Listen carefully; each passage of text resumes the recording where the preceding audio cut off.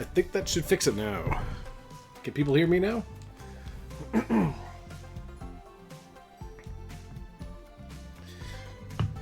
Hey, alright. Yeah, yeah, just, there we go, that's it. So yeah, yeah, what myself and Caden were kind of talking about was we were going to do a little bit more of a unique stream tonight, because normally a lot of people tend to share a lot of the games together, but we figured we'd do a mutual game stream tonight and hit our... Oh, it isn't?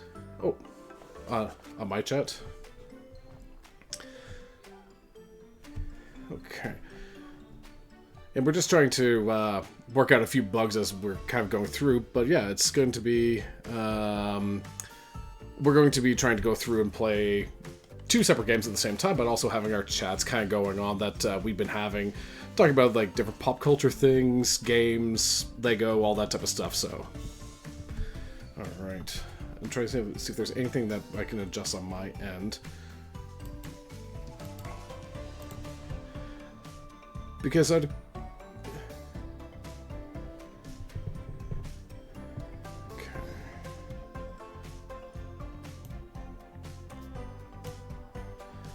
Ness, can you hear Caden talking on my stream?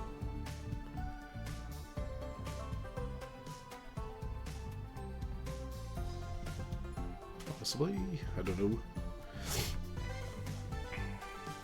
So I don't know if there's anything else. Yeah.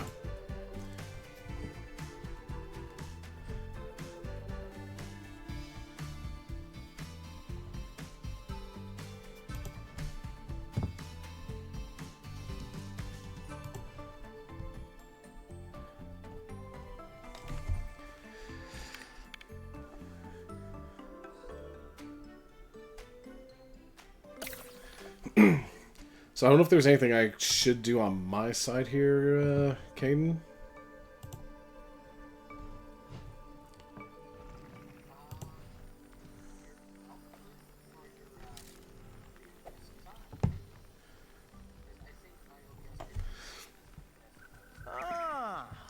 Okay, I think I might be... Oh, it's one of these things that's gonna be grumpy. Okay, give me one sec. I think I know how to fix this in here. Properties, default. Hello, Aloy.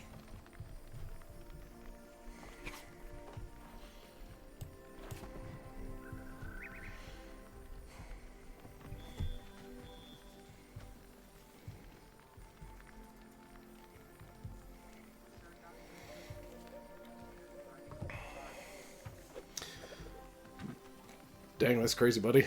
I'm trying to think if there's a way for me to do this, because I think what's going to be is I might have to disconnect my headset, but I'm just afraid of it picking up additional audio.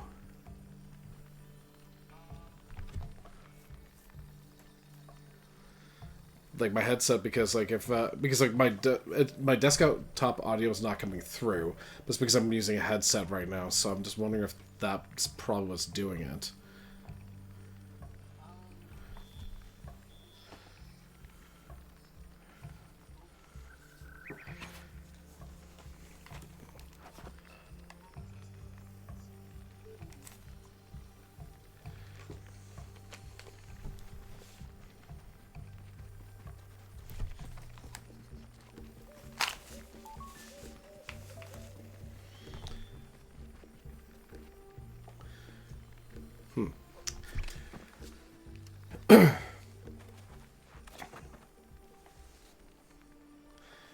I appreciate everybody's patience there tonight. I know it's been kind of tricky for us to try and balance everything out here, so...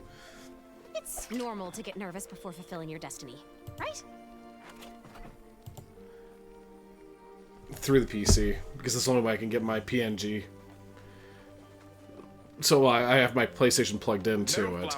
That's the only way I can get it going. Ingenious.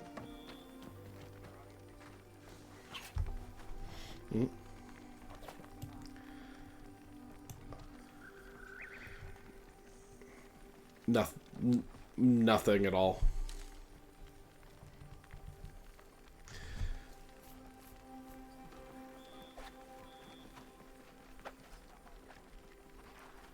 Yes. Feels like a warm hug.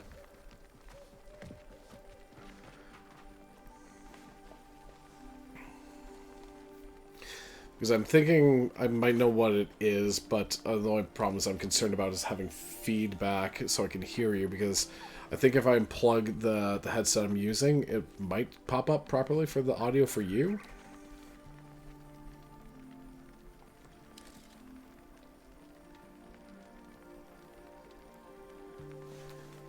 Here, give me 2 seconds.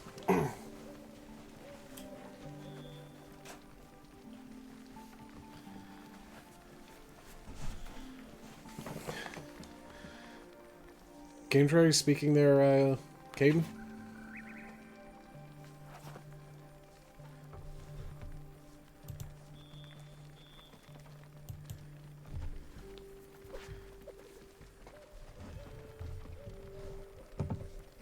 Huh. I don't know what's going on here, like... Because I'm surprised my desktop audio's not doing it. We are ghosts. Glad Helis is out of the way.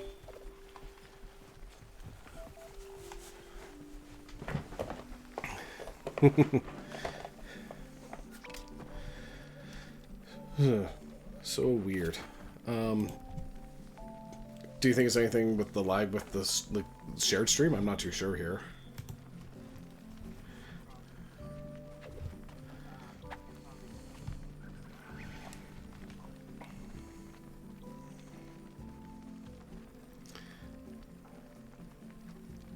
A metal flower arrow. What's next? A healing hot dog?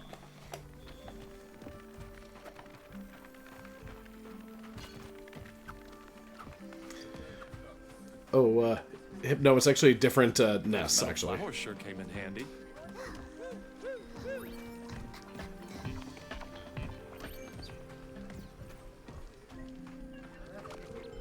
Oh my goodness. It's an imposter Caden. I don't know where he is. Yeah, so there's a different there's another streamer Ness that that we follow along with, so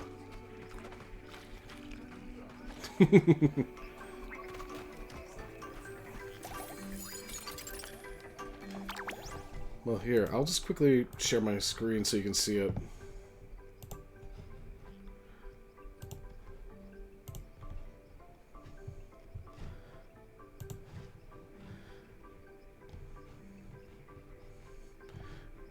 Yeah, because you can see, like, the desktop audio is not doing anything at all.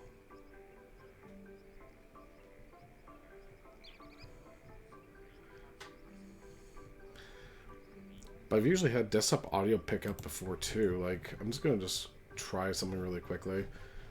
I'm just going to make sure this is just toned down so it's not going to deafen people. Let's see if it just shows up here. Yeah, it does pick up the music. Yeah, but that was just with the music.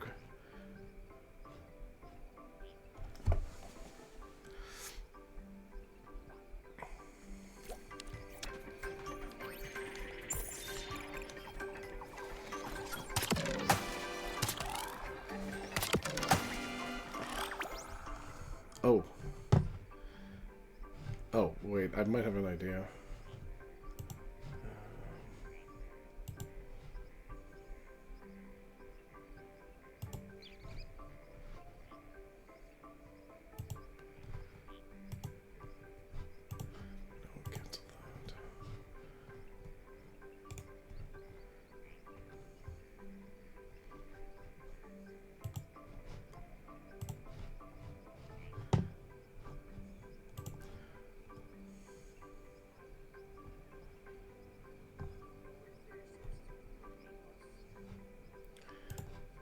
Yeah, that's what I was just doing here. I think I was going to do window capture and see if I can capture from the...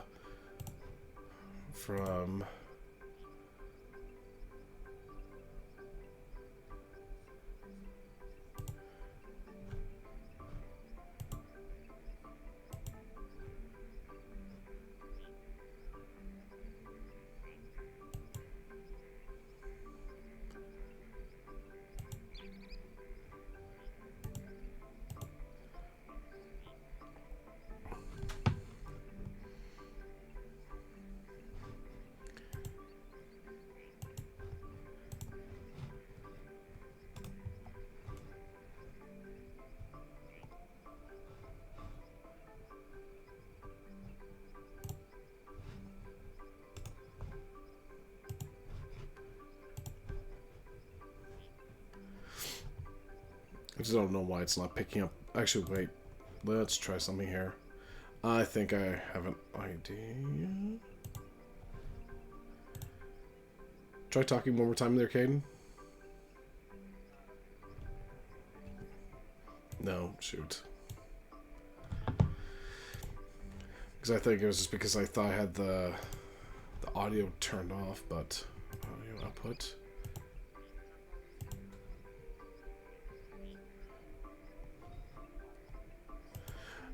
Oh, actually.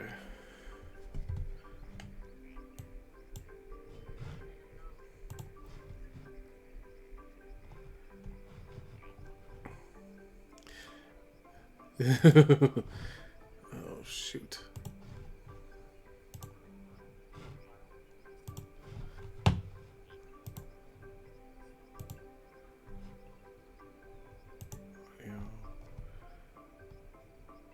Oh. Why is it? Let's try that. Just gonna try with...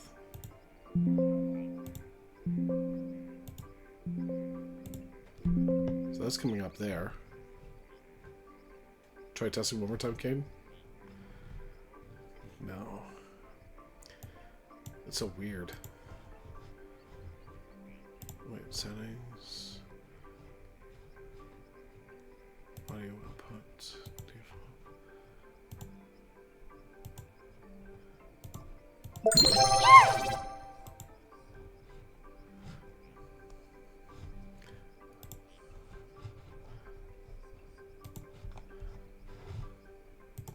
Okay. So file, setting. Sorry, which one again?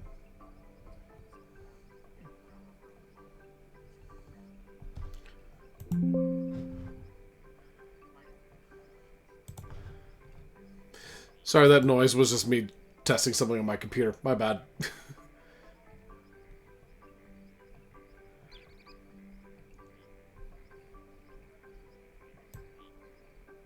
No, nothing here.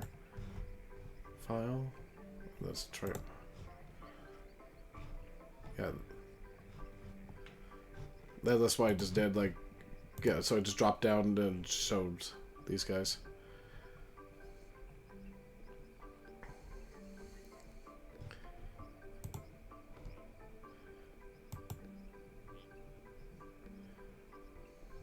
Settings. Audio, desktop audio.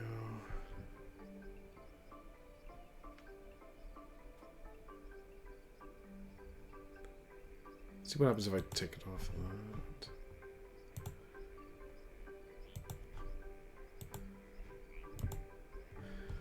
Actually, I'm just going to share one other screen and see if that might be doing it. Choose window.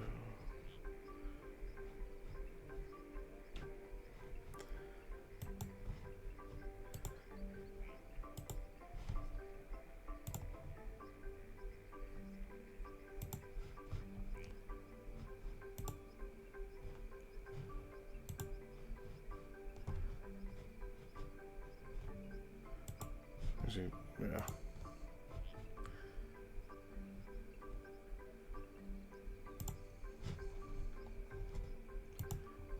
Let's go. Let's share the whole screen. So I'm even just double checking with the Google settings here, because like same thing. It's say the Twitch settings. Audio is not muted. Audio output. I even tried clicking on that. Oh.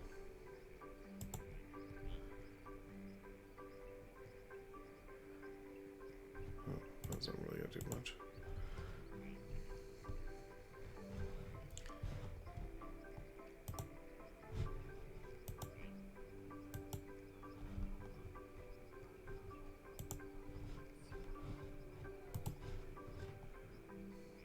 Yeah, honestly, Ness, well, thanks for coming out. I know, sorry, it's been a little bit tricky with the tech tonight, but honestly, hopefully we'll get this all sorted out, and next time we'll definitely have some chances to play, and also hopefully we can chat soon to match up with ourselves too, buddy. Love you, bye-bye. That angry ball of red destruction better get ready for defeat. Because it's weird, because I can hear your stream coming through that.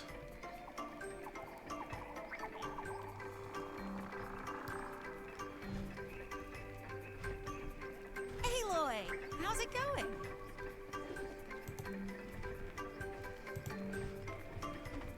Yeah. Go back into OBS. Like, I just don't know why it's not picking that. Like, it's picking up every other sound from my computer. Like, when I've clicked, like, the audio definition and stuff like that, or played music, it seems to be working fine, but it's not picking up the stuff from this.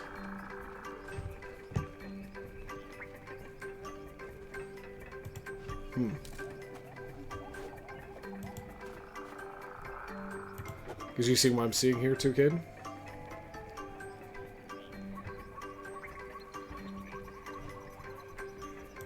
But here's the thing, so like if I just do this to like get audio, like it recognizes that it's just not picking up the sound from here. From Google.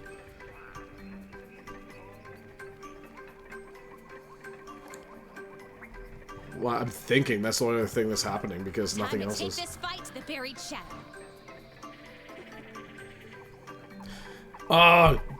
You both. Oh, actually, it shouldn't be. Let's double check. You folks be safe too.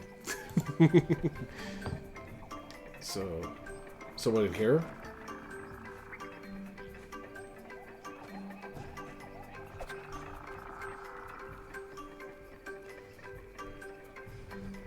Same thing here. This one.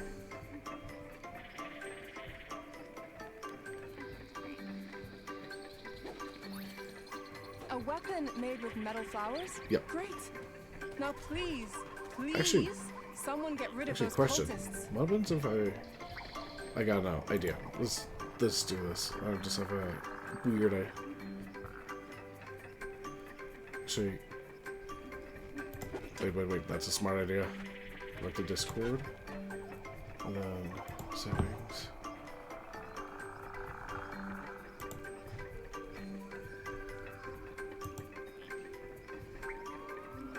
Let's go straight to my headset that I'm wearing right now.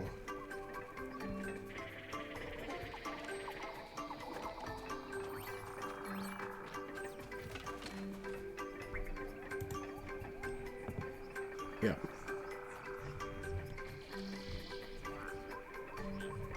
Yep, I can still hear you. No, it's still blank. This might be a weird idea. Monster take on these ancient metal flowers. I'm just gonna have an idea here. Let's try this.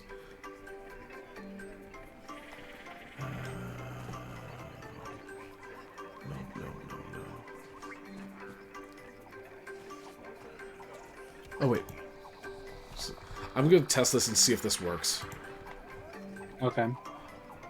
Okay, everybody in my stream, can you hear Caden now? Hello? Can you all hear me?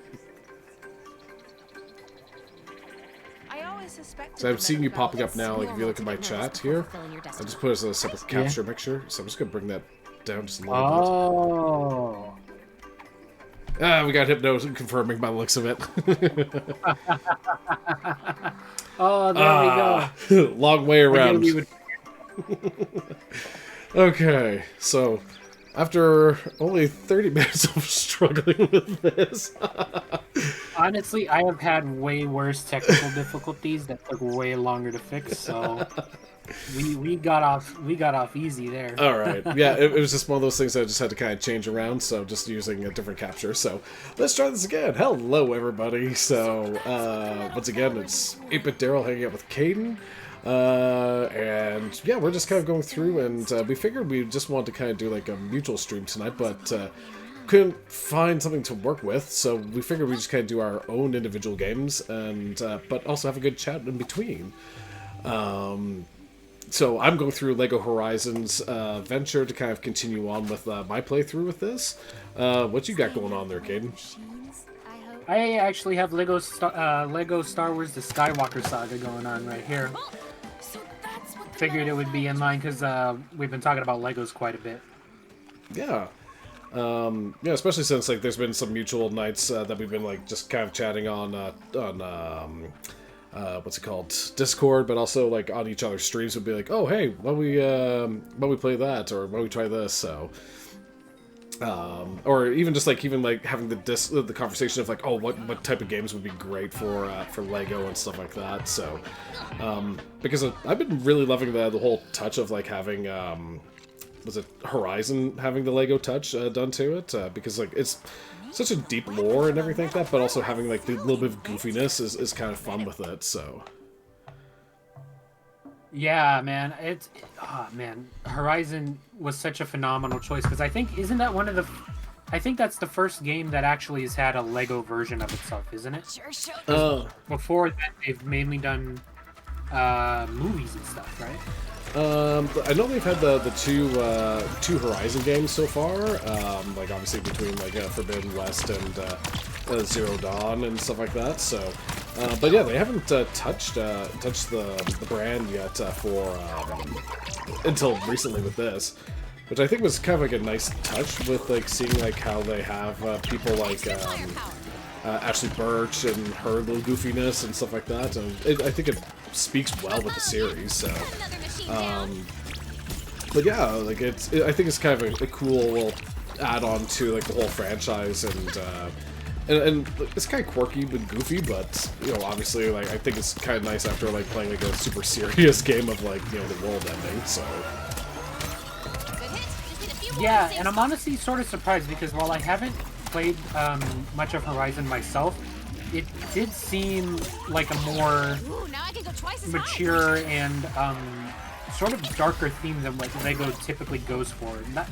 Not necessarily like a Last of Us type of dark, but definitely a more like mature vibe than most of the other properties that Lego has experimented with. yeah, Outside of maybe that.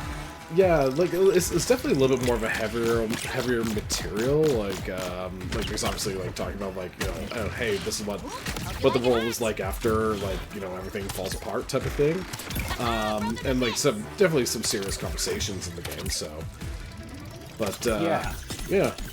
Actually, it's even kind of funny you saying about the whole thing about Batman being a little bit more serious, because it's like, you know, it's kind of tricky because like one side of it you have like the regular like modern day Batman, and then 2 seconds later you got the Adam West Batman as well. So yeah, and I really like how Lego managed to balance that out, because aesthetically speaking, Lego Batman has been very similar to like the Christian Bale's or even like the Batfleck type of Batman look.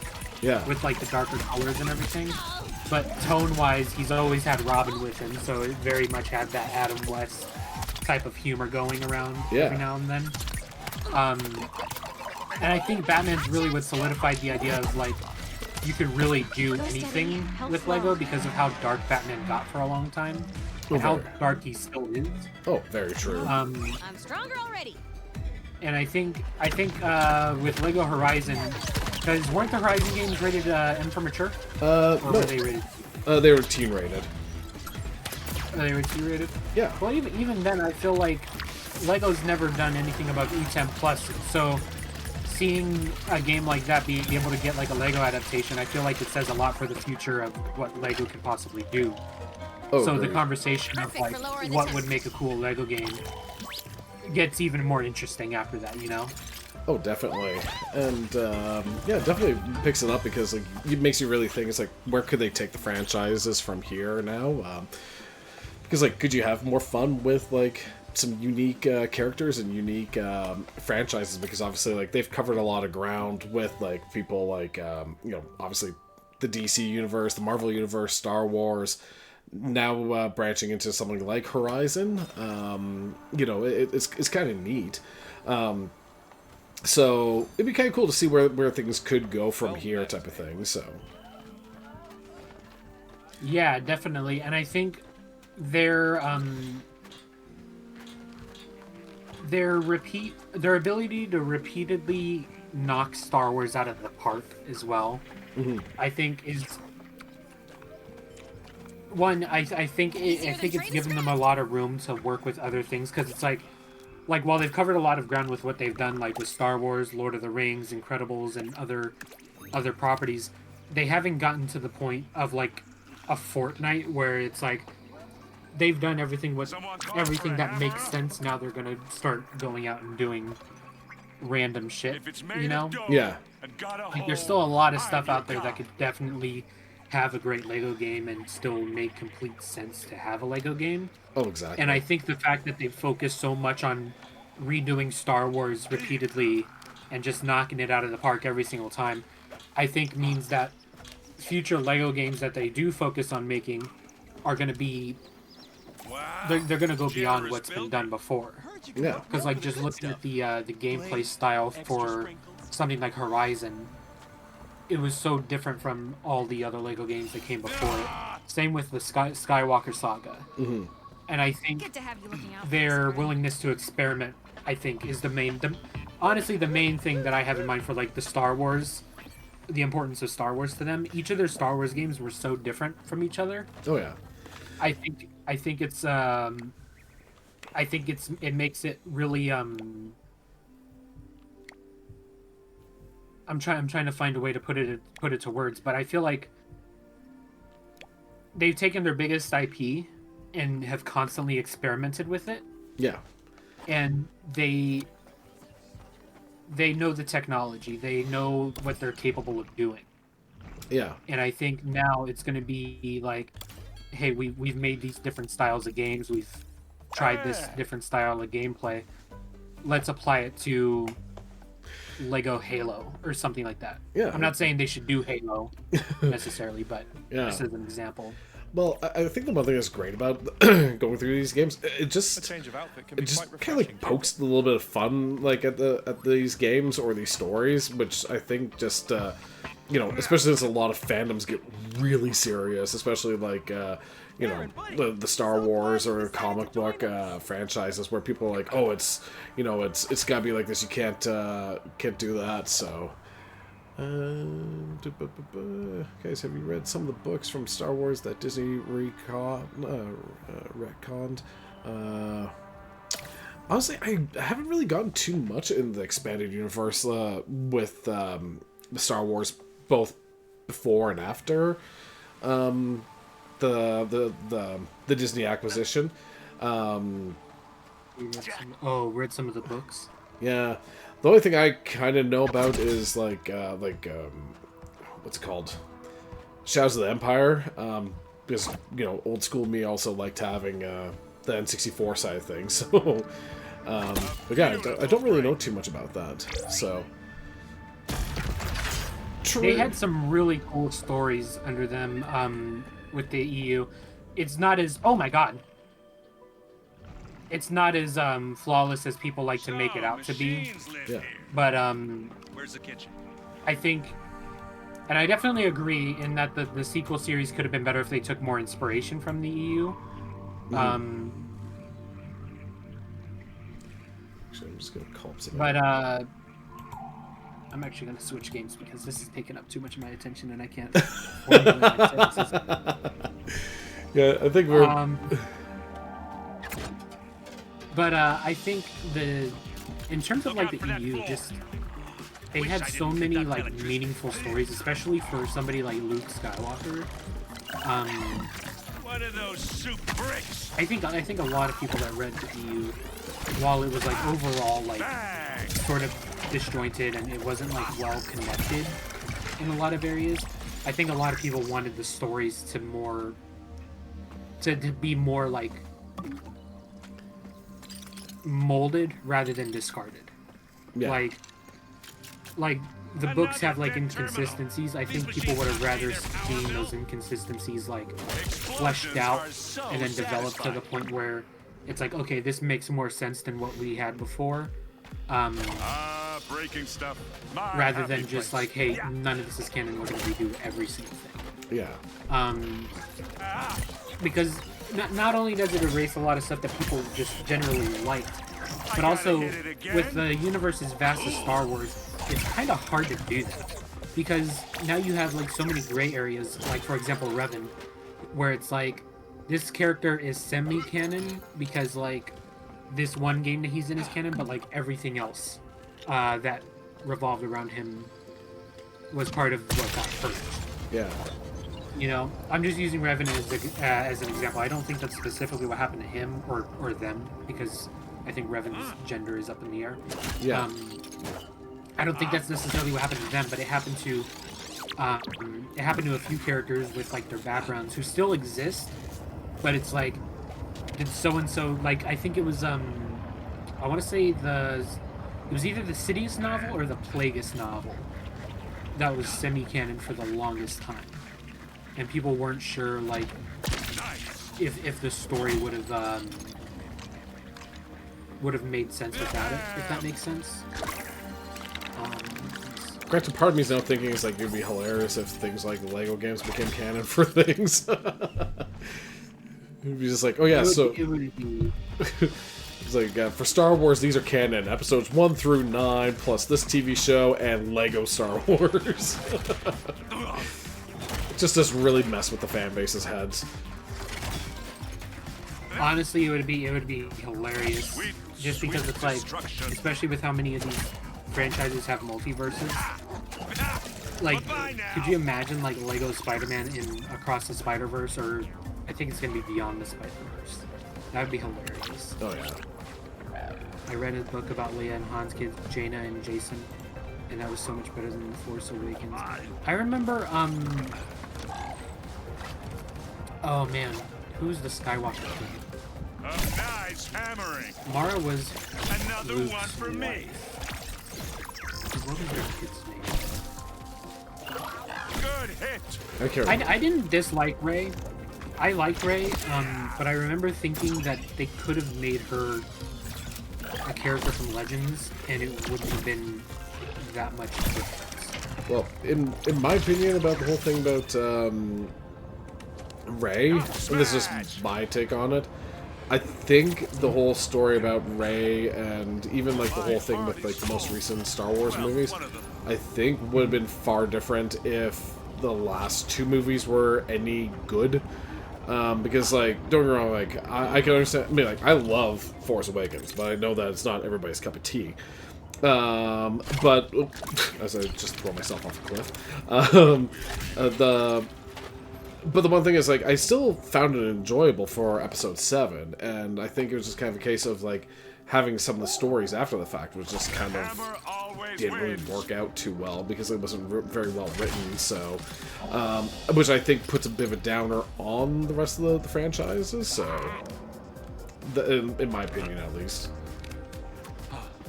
No, I definitely agree. I think the thing I've always said about the sequel trilogy was that I like them individually, like they're enjoyable experiences because like they have their own ups and downs, and I can enjoy watching them one at a time. But like when I go back for a rewatch, like if I rewatch the prequel trilogy, I like how it's pieced together. Yeah. When I watch the original trilogy, I think it's easily the best one in terms of just overall story and that experience. But like watching the sequel trilogy, it feels so disjointed and the story is just so flat as you go on. It's really just a If it ain't broke, break it. it's just a lacking experience in my opinion. Like I can't watch it as a trilogy too often. Sorry, just something that just came up on my game here, Caden, that just made me laugh a little bit. I think it was just kind of like, it's something that would just probably work the best in terms of our conversation about Star Wars.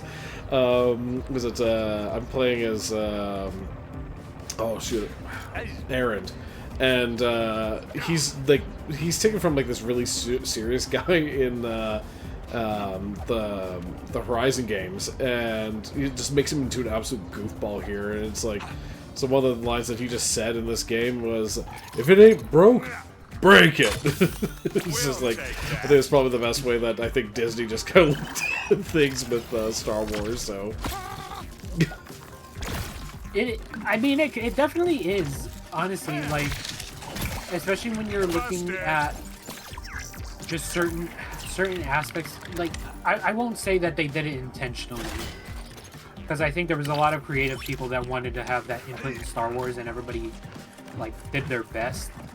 But I think it was one of those things where they didn't have like that cohesive unit of like this is how the universe works, this is how the story works, and like let's build on top of this. It very much felt like everybody wanted to do their own thing, and that's what made especially the sequel trilogy so disjointed. Oh, it worked for Rogue One. Rogue One was amazing. I don't know if you've seen that yet. Oh, love it. It's downright. Oh man. Oh, actually. Okay, anyone who was watching my stream, I just never realized until tonight where it's like I'm going through one of the cauldrons here, and just to tell you how much of a goof mode they just do here, it's like you see like these couple of robot watchers looking like DJs in the back of the cauldron, and then if you stand in front of it, your character just starts dancing.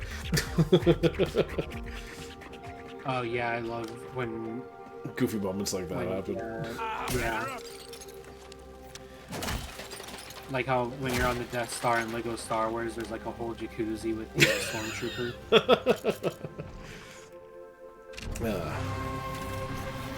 Taking on the Thunderjaw.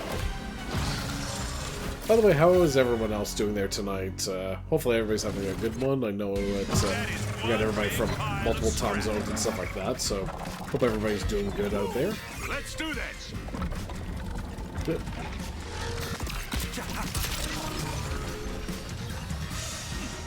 So, what'd you end up swapping to, Caden? I just went to the Lego Star Wars Complete Edition because I've played the game so many times. Okay. This time's the charm. Catch this. Makes sense. So I know what I've usually played with my buddy online a few times, and it's like, oh yeah, just to have conversations. Like sometimes I'll play through like Wreckfest or something like that, where it's like, oh yeah, you know, something that is like simplistic and just kind of keeps your mind going. Yeah. More so just to, oh my god, my stream is fucked. I just looked over at my OBS. Oh no. My stream, like my entire image is just in the fucking. Oh jeez. Let's try the Meanwhile, I'm just like forgetting how to play here, so.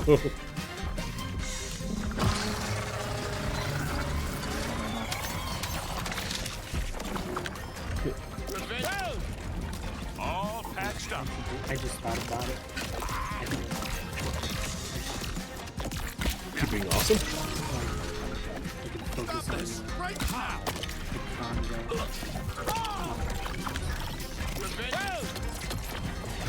Oh no.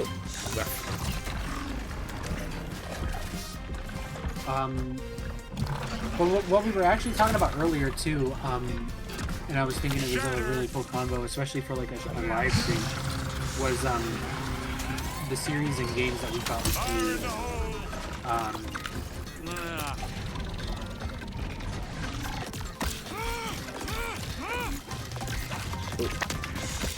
Did we lose it? Oh, there. Who's like? No, sorry. No, sorry. I was just pulling up something for the background. I'm just gonna have YouTube video. Oh, no worries. Because I don't see my vlogs. We appear to be losing.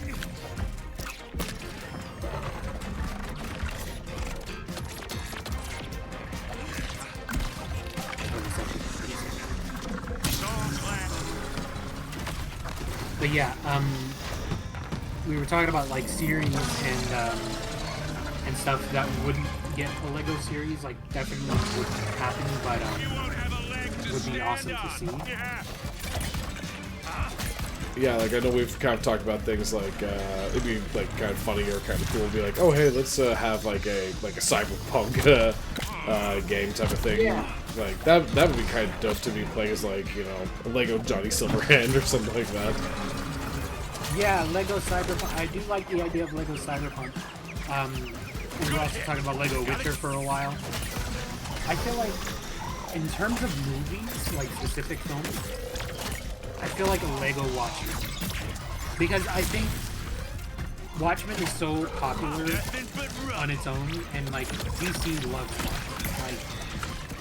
Like they're still using Watchmen to this day, even though they're not like reprinting the comic outside of making, you know, new copies of it. Like they're not remaking Watchmen. Well, one of them. Yeah. I could almost see DC going for it because DC hasn't really done any other Lego games outside of Batman. With the exception of Lego DC Super Villain, they haven't really done anything bit of else. scrap. And I feel like before like Lego Justice League or Lego DC Comics or whatever, I feel like Watchmen would honestly make a lot of sense, even though it has like a lot of those dark aspects to it. Yeah. Which is why I don't think it would happen, but I think it would make sense because of just the world, the characters, and honestly, just like the level design of what you could do with the Watchmen game. Oh, exactly. Right, as we said before, I think they would have to do something to censor Dr. Manhattan there. So I'm pretty sure that you don't want to see Lego junk hanging out. So, or I don't think that would work too well with the censors. But it'd be one of those type of things. They would definitely give them chunks. Yeah. But it'd be definitely some of those things that could be used in that whole tongue-in-cheek humor that they do with the Lego franchise. So. Yeah, and that's the thing too. And I think with them experimenting with something like Lego Horizon, where, like, granted, you know, like we were saying, it's not as mature as something like Watchmen. It's still up there in maturity in comparison to the other things that they've done, like Lego Star Wars or Lego Incredibles or City Undercover. Yeah. That looks nice and Where exposed. it was based off of stuff. Well, City wasn't based off of anything, but it's like everything was based off of more lighthearted titles that kids would be familiar with. You know, I do think that Lego Horizon could be one of those things where it's like they're sort of like dipping their toe in the water Yeah. and seeing like what happens when we delve into the more like the other side of media, Yeah. where it's not like full on like as dark as you can possibly be, but it's something that kids aren't necessarily playing themselves. Like, Yeah. it's teenagers and adults. Yeah. Oh, exactly. And let me see. Yeah, obviously, it just kind of makes things like more unique, and kind of also, I think, hopefully, if things are done right, I think it's one of those things that can bring people together into like a new franchise in general. Like, because I would be cool with like telling this to a person and be like, "Oh, hey, you've never played, you know, Horizon before? Like, this is kind of weird and goofy, but you know, like it's." You know, it roughly tells the story of what happens in the Horizon games, but played as like, you know, a silly kind of way. So, and I think that'd be kind of good for somebody to try and get into something like, you know, oh hey, we want to watch something like you know, Batman or Marvel or something like that. So, yeah, it could lead to different ways of getting into games. So, or into franchises Still got in some general. things to do with the village, huh? Well, take your time. Yeah, and I think that's another thing that DC would really want to do, especially with this new era of DC that we're entering. Where, like, I mean, obviously, like, Watchmen's not like the obvious place for them to start. Yep. Because you know, when you have like characters like Superman, Wonder Woman, or even like the Creature Commandos, who are technically the debut of this new cinematic universe that they're making, you have a lot of options to go with a universe as vast as DC is. Oh, exactly. Like you look at the games that they've done already with like the Batman 3, where it like introduced the Justice League and everything, and you consider the fact that they really just had like a drop in the water of what's in the DC universe, and I think you still have like about 100 characters in that game. Yeah. And it's like that's just like a drop in the water of the ocean that is DC Comics. Yeah. You know, like there's not even a single like Creature Commando in that game, and we just had an entire show based on. You know what I mean? Yeah. So it's like there's a lot of room for them to experiment with DC is specifically. Yeah. And I think while I definitely don't think Watchmen will be one of them, I do think it would be pretty cool. Oh, exactly. Hook me up with the good Yeah. stuff. Blazed. Be interesting to see where things get going and go from there, type of thing. So, oh, I missed another. Hello, puppy. Yeah, I'm a bit of a Oh yeah, handyman. sorry, my mic's picking up everything again. Oh, it's all good. My neighbors were kind of like that the other day, where it's like, you know, they're like falling down the stairs and the dog's going bonkers and everything like that. And it's just like, yeah, this is kind of tough, and of course, like, this is all going on while I'm trying to stream at the same time, Hello, so... Aaron. Consider this my warmest welcome. I think Yeah, and my mic fluctuates in what it picks up. Like, sometimes it barely picks me up, and then other days it picks up everything in the house. And it's like, pick a lane, dude. Pick a fucking lane. Like, either you pick up everything or you pick up nothing. Don't go fucking back and forth. Shit. Because what are you using right now for a mic? Blue Snowball, actually. Okay. I've had it for a while too, which is why I'm like, I'm not too annoyed with it, because I'm like, this thing really was only supposed to last 5 years, and I've had it for almost 10. So, Well, just the fact that it works at all is pretty awesome. I'll say that it owes you nothing, so... Yeah, for like a $70 mic at the time, it's one of those things where I wasn't expecting it to even work as well as it does. So Yeah. the fact that it's still kicking now is I'm just grateful that it still works, because if I had to buy a whole new mic, I would have been screwed. Yeah. Well, what was it? I mainly got, like, originally, like, someone gave me... So, actually, I saw someone on Facebook Marketplace selling, the Yeti, so I ended up picking up the Yeti, and then, like, I ended up getting a gift from one of my friends as, like, you know, it's like, oh, here's another Yeti. I'm like, oh, sweet, and it's in better condition than the one I bought, so that's the one I'm kind of using at the moment, so... And, hopefully I'm going to, kind of use this for some other projects I've kind of been working on, because I'm looking at, doing some music recording and maybe doing some more stuff like this, where, like, we're having, like, these type of conversations and stuff, so it'd be kind of fun to get into a little bit more. Yeah, that's gonna be lit. I'm excited to see what you do. Yeah, same with you, and actually the whole thing with this community has been really fun to kind of see what everybody does, you know, in terms of, like, games they play, the talent that's out there and everything like that, and you know, I'm so glad that I've actually finally been able to join in with stuff like this, where you can appreciate what everybody else is kind of doing versus, like, you know, things that you don't usually see too often. So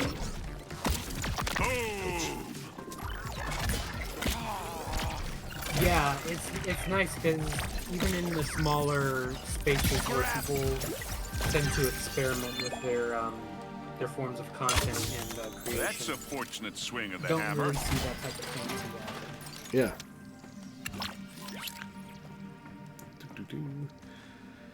Yeah.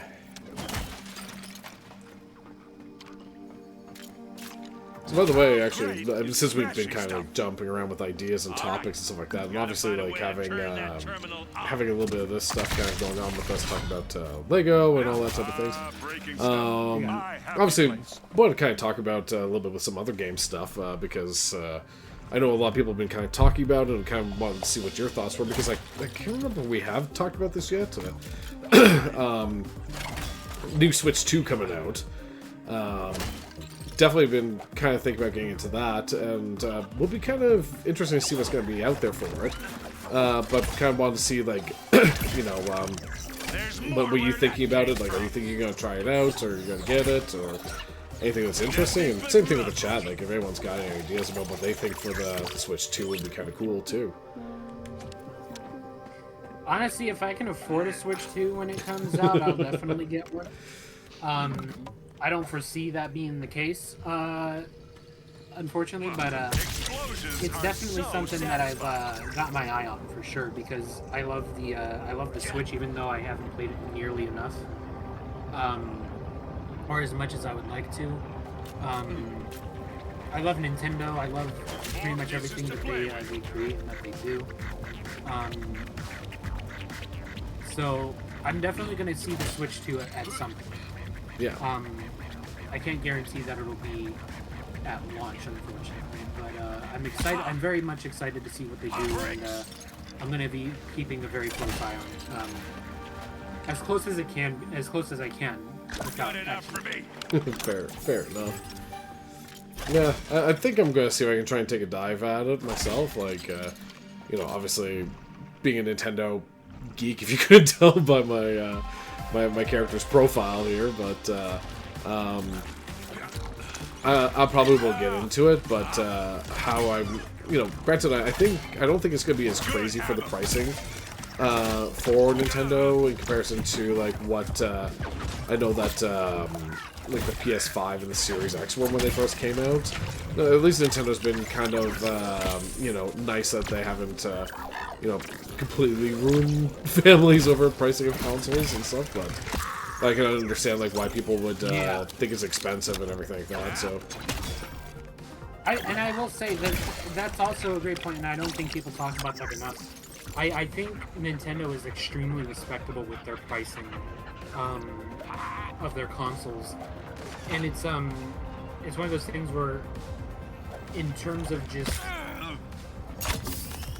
like looking at how their games never go on sale, basically. Oh yeah. It's like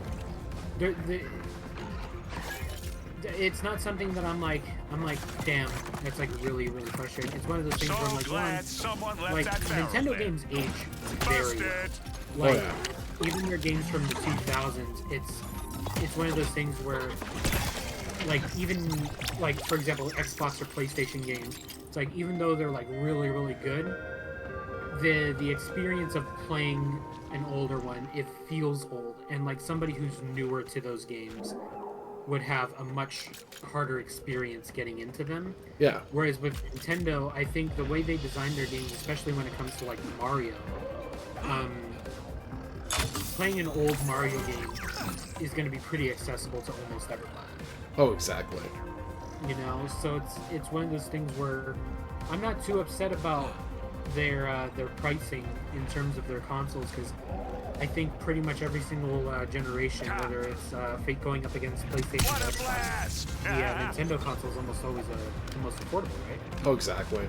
And Nintendo's always been that way. Like they've never wanted to be like the most expensive, most powerful console on the planet, because they still want it to be affordable for their consumers, because they know most of the stuff is going towards like families and stuff like that. So yeah, and that's the thing too, is they obviously make their money from their games. Oh, exactly. And I think that's one of those things where, like, life as a gamer gets harder and more annoying, because the other consoles, while they're definitely worth the prices that they've been at so far, because of how they upgrade and how powerful they are, it's frustrating in that they still become more and more expensive after every generation. And they seem to be wanting to make newer ones more frequently. Like, I think Sony is already talking about the PlayStation 6, which is kind of wild. But it's like, with how expensive that these things can get, the idea of paying $100 for a game like GTA 6, it's pretty infuriating to look at, because you have a company like Nintendo that really focuses on your experience, and it is an unfair comparison, because Sony doesn't make GTA, but at the same time, if you have a company like Nintendo that can do it all and does it all pretty well for the most part, it's frustrating to see like the rest of the industry sort of go the other way. Oh, exactly. And it's like, yeah, you just want to go out there and enjoy the game, for what it is. You don't want to have to pay like an arm and a leg just to afford some fun. So yeah, and that's why like I know a lot of Switch ports are kind of ass. Like, I think it was Mortal Kombat, which had a lot of trouble going on Switch, and people were talking about it's not as powerful as I thought. I'm like, that was never the point of it. Like, the Switch was always a unique experience, and it focused on like Nintendo games and indie games and smaller scale stuff. Oh, exactly. And I think that's really part of the appeal. And I think that's why like Nintendo and Sony and Microsoft don't directly compete. it's like, you know, if you were an Xbox kid or a PlayStation kid, chances are you also had the current Nintendo thing going. Yeah. Like it was never a three-way battle. It was very much Sony and Xbox facing each other, and then Nintendo was always on the side doing its own thing. Exactly. Right for the leg. My heart is full. I think Well, one of them. it's an awesome part of the game, but it's also very frustrating because, like I was saying before, like Nintendo pulling off all of these awesome things for their users and everything, and then you're constantly seeing these other companies talking about like, oh, we're making a quadruple A game with this next coming title, and it's going to be like an $80 game, and it's absolute. I gotta hit it again. Yeah. Slightest. Well, way to go, Ubisoft.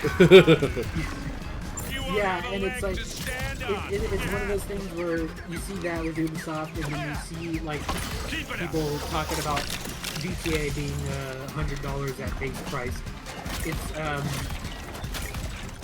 It very much puts it into perspective when you really look at it, because it's like, yeah, Nintendo doesn't make anything on a scale with like GTA, but at the same time, it's like you don't have to make something on scale with GTA to justify not making it $100 fucking dollars. You know what I mean? Exactly.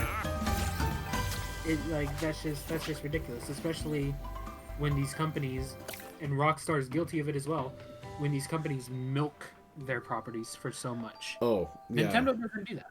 Yeah. Well, especially like between like you know, obviously seeing what's going on with like Bethesda as well. It's like you're just like, I want to see games come out, and like we know we're not going to see like another big name game from like Bethesda for like the next you know. Yeah, pretty much. All right, I got a new DJ station. Hooray! This place Yeah, is and really starting to feel like it's home. even more frustrating for like Bethesda, because like I love Bethesda, I love their work, but like I can't name a single Bethesda game that came out complete or came out polished. Oh, exactly. Like as much as I love Fallout, the last 3 Fallout games have all come out janky as fuck. Yeah. Like Fallout 76 is like obviously the most egregious example. Fallout 4 was not great on launch. It was better than Fallout 76, and it wasn't terrible, but like it also wasn't polished. In a good way. And then there was the whole thing with the new update a year ago that had that thing Free studs. Amaze broken to hell. bricks. Yeah. It's frustrating because we see with companies like Nintendo that it is possible to not do that. Oh, exactly. You know, or companies like Sucker Punch. I was gonna say CD Projekt, but CD Projekt is a different beast, because the thing about CD Projekt is, yeah, their games come out janky sometimes, like Witcher 3 and Cyberpunk did, but like they also consistently fix that shit, and when it's fixed, you don't have to worry about it anymore. Oh, exactly. I have never seen a company break a game, like a single player game, as badly as Bethesda broke Fallout 4 last year. Yeah. That was insane. Well, more so than like some of the other games out there. Yeah, like don't get me wrong, like live service games and multiplayer games, I've seen them get broken, and that's understandable, because there's so many aspects to keeping one of those games running, like on its own, right? Like running that type of game takes work. It takes servers, it takes money, it takes manpower. But when you have a single player game that's out there, and it's like you're not touching that unless you put an update out. Yeah. The fact that you managed to break your PC port to the point where it was basically unplayable is that's wild. Yeah. This place. Like that is Watch my just step around those sparks. insane to me.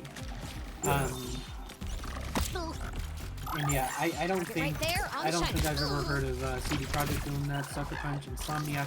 Speaking of Insomniac, I just finished Spider-Man 2 the other day. Fucking easy 4.5 stars. Nice.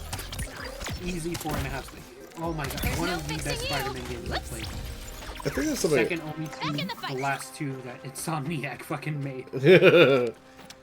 Like I'm thinking about going back in and playing a little bit of that one, because like I know I started it, but never really got to have a chance to finish it. So I think it's one of those ones I have to go back through because I know I've pretty much covered through Miles Morales and Spider-Man 1 and just had a blast with those games. Yeah. Also, speaking of Miles Morales, I feel like that was another like corner of gaming that really annoyed me was people were talking about the $40 price point for Miles Morales, That which weak part isn't so weak. like whether it's worth it or not is obviously subjective, right? Because like it's based off your experience if you have fun and all that, right? But when people were talking about it being too short,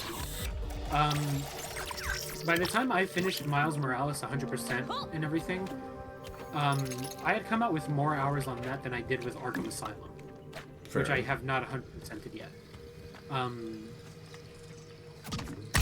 But in terms of like everything that you can do in the story, I've done everything. The only thing left is challenge maps for Arkham Asylum. Yeah. But with Miles, it's like I completed the achievements, I've completed the story, and I completed Museum Plus. And in general, it's like lengthwise, it's on par with Arkham Asylum, outside of Arkham's challenge maps, which I don't think is really fair to compare because it's like you're basically just dropped into stealth and combat positions that were made in the original game. Yeah. I don't think that can really be added to the game's length.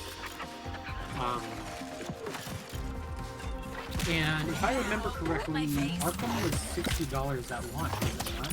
Yeah, something like that. Well, granted, like, I think it's kind of hard. I'm just trying to think here because, like, I'm going by Canadian prices with our exchange rates a little bit different. Like, I know you're saying about like Miles was like $40. With us, like up here at launch was They'll go to pieces. 65. Feeling fragile. Need to heal. So I'm trying to think of what, I mean, if that's the same type of price point, including the conversion type of thing. So, oops. Okay, yeah, I'm looking at it now. It was priced at $59.99 for PlayStation 3 and Xbox 360. So $60 game, which was pretty much standard for a AAA title at that point.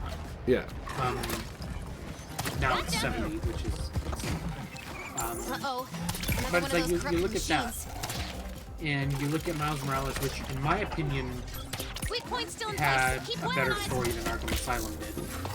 Good hit. Just need a few more in the same spot. You have more to do in Miles Morales as well.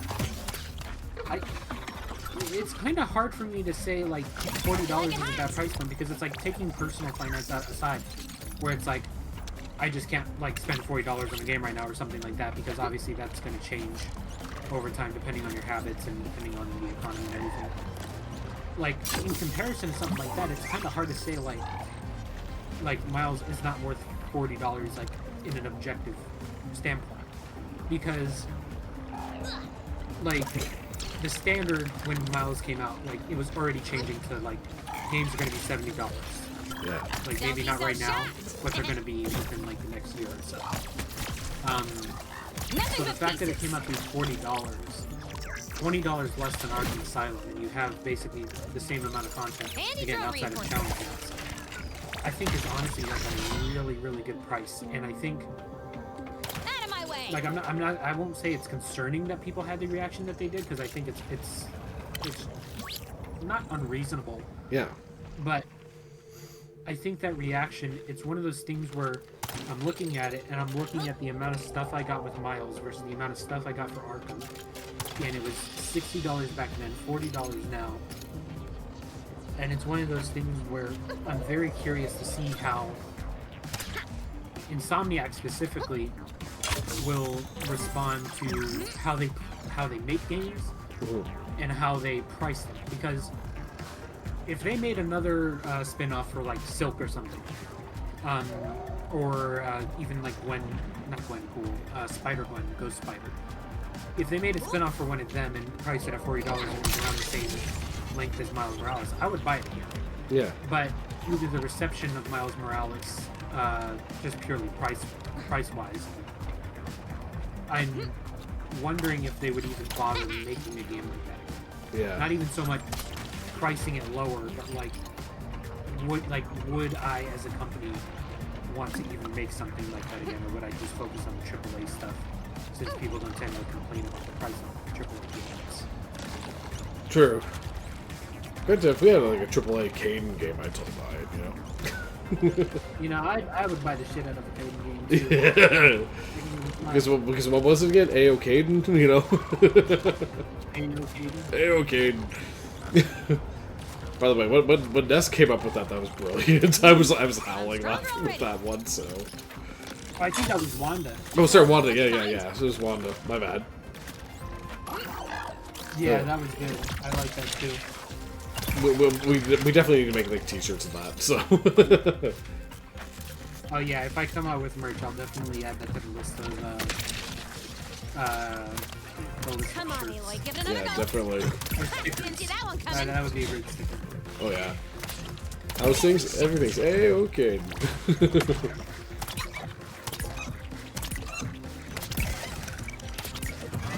Weak point still in place. Keep.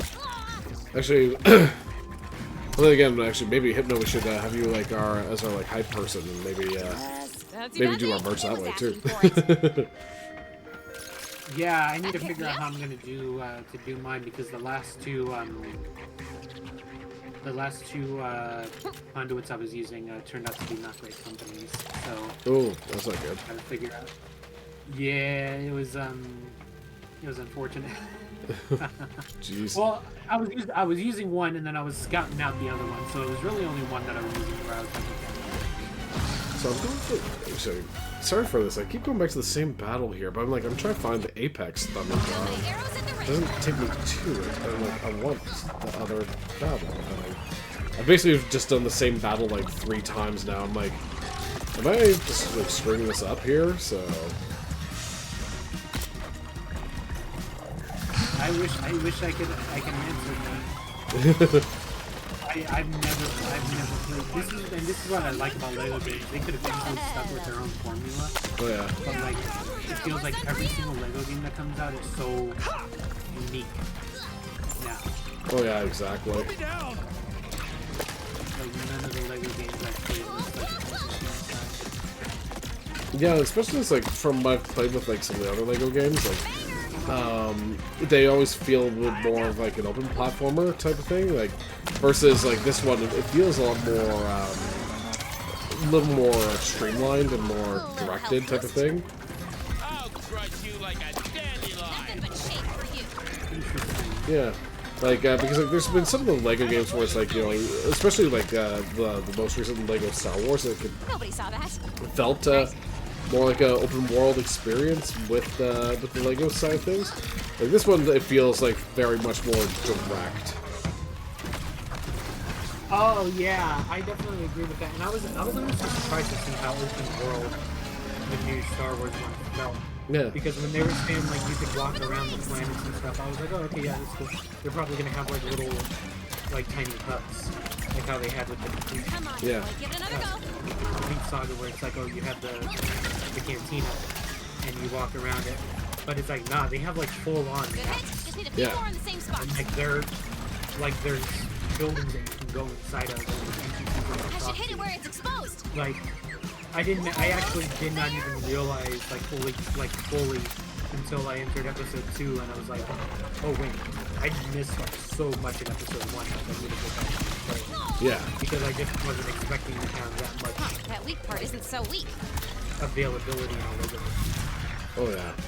Weak And point like, still in and that's place. why I said like I'm even kind of surprised about the level of story and stuff like that's in this That weak one. part Like, isn't so weak. it's very simple and very short to the point, but you know, definitely a good game. So like, That wasn't so bad. Yeah, and I think that's one of the best parts about Lego is no matter what they're trying, they're always trying to make it as fun of an experience as they can. yeah. Like I've never seen them try to milk anything. I've never seen them make something that's like too like complex or intricate for the sake of it, you know. they always try to make it. Lego's almost like Nintendo in that way. Yeah. And that's why I think Lego games age so gracefully. Like the Lego Star Wars Complete Saga. Like even if somebody hadn't played it as a kid or way back when it came out, I think you can introduce that to somebody now, and it's like, oh yeah, like I can tell this is an older game, but it still plays really well. And it's a really fun time. Oh yeah. Humor and everything. Yeah, definitely, and like. I think it's actually, now thinking about it, it's like I kind of wish that there was like some more games that just took some of these type of chances that would get out like some of that goofy humor or like poke fun at things. But the thing is, like, I don't know what could potentially do that besides Lego, you know, and I think that's where it gets a little tough, because it's like, you know, I would love to see, you know, more titles kind of come out along the lines of something like this, where people can have a little more fun and, you know, kind of break the mold from the series a little bit. But, you know, obviously it's kind of tough to say like what could have that same type of effect. In terms of like lighthearted humor. Yeah, or even just like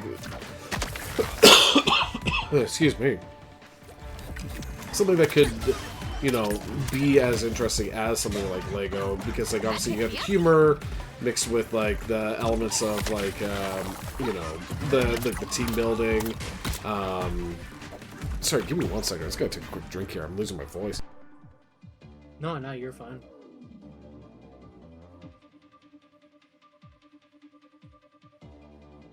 I mean, Mega Bloks could always get into the video game scene. That would be very interesting to see.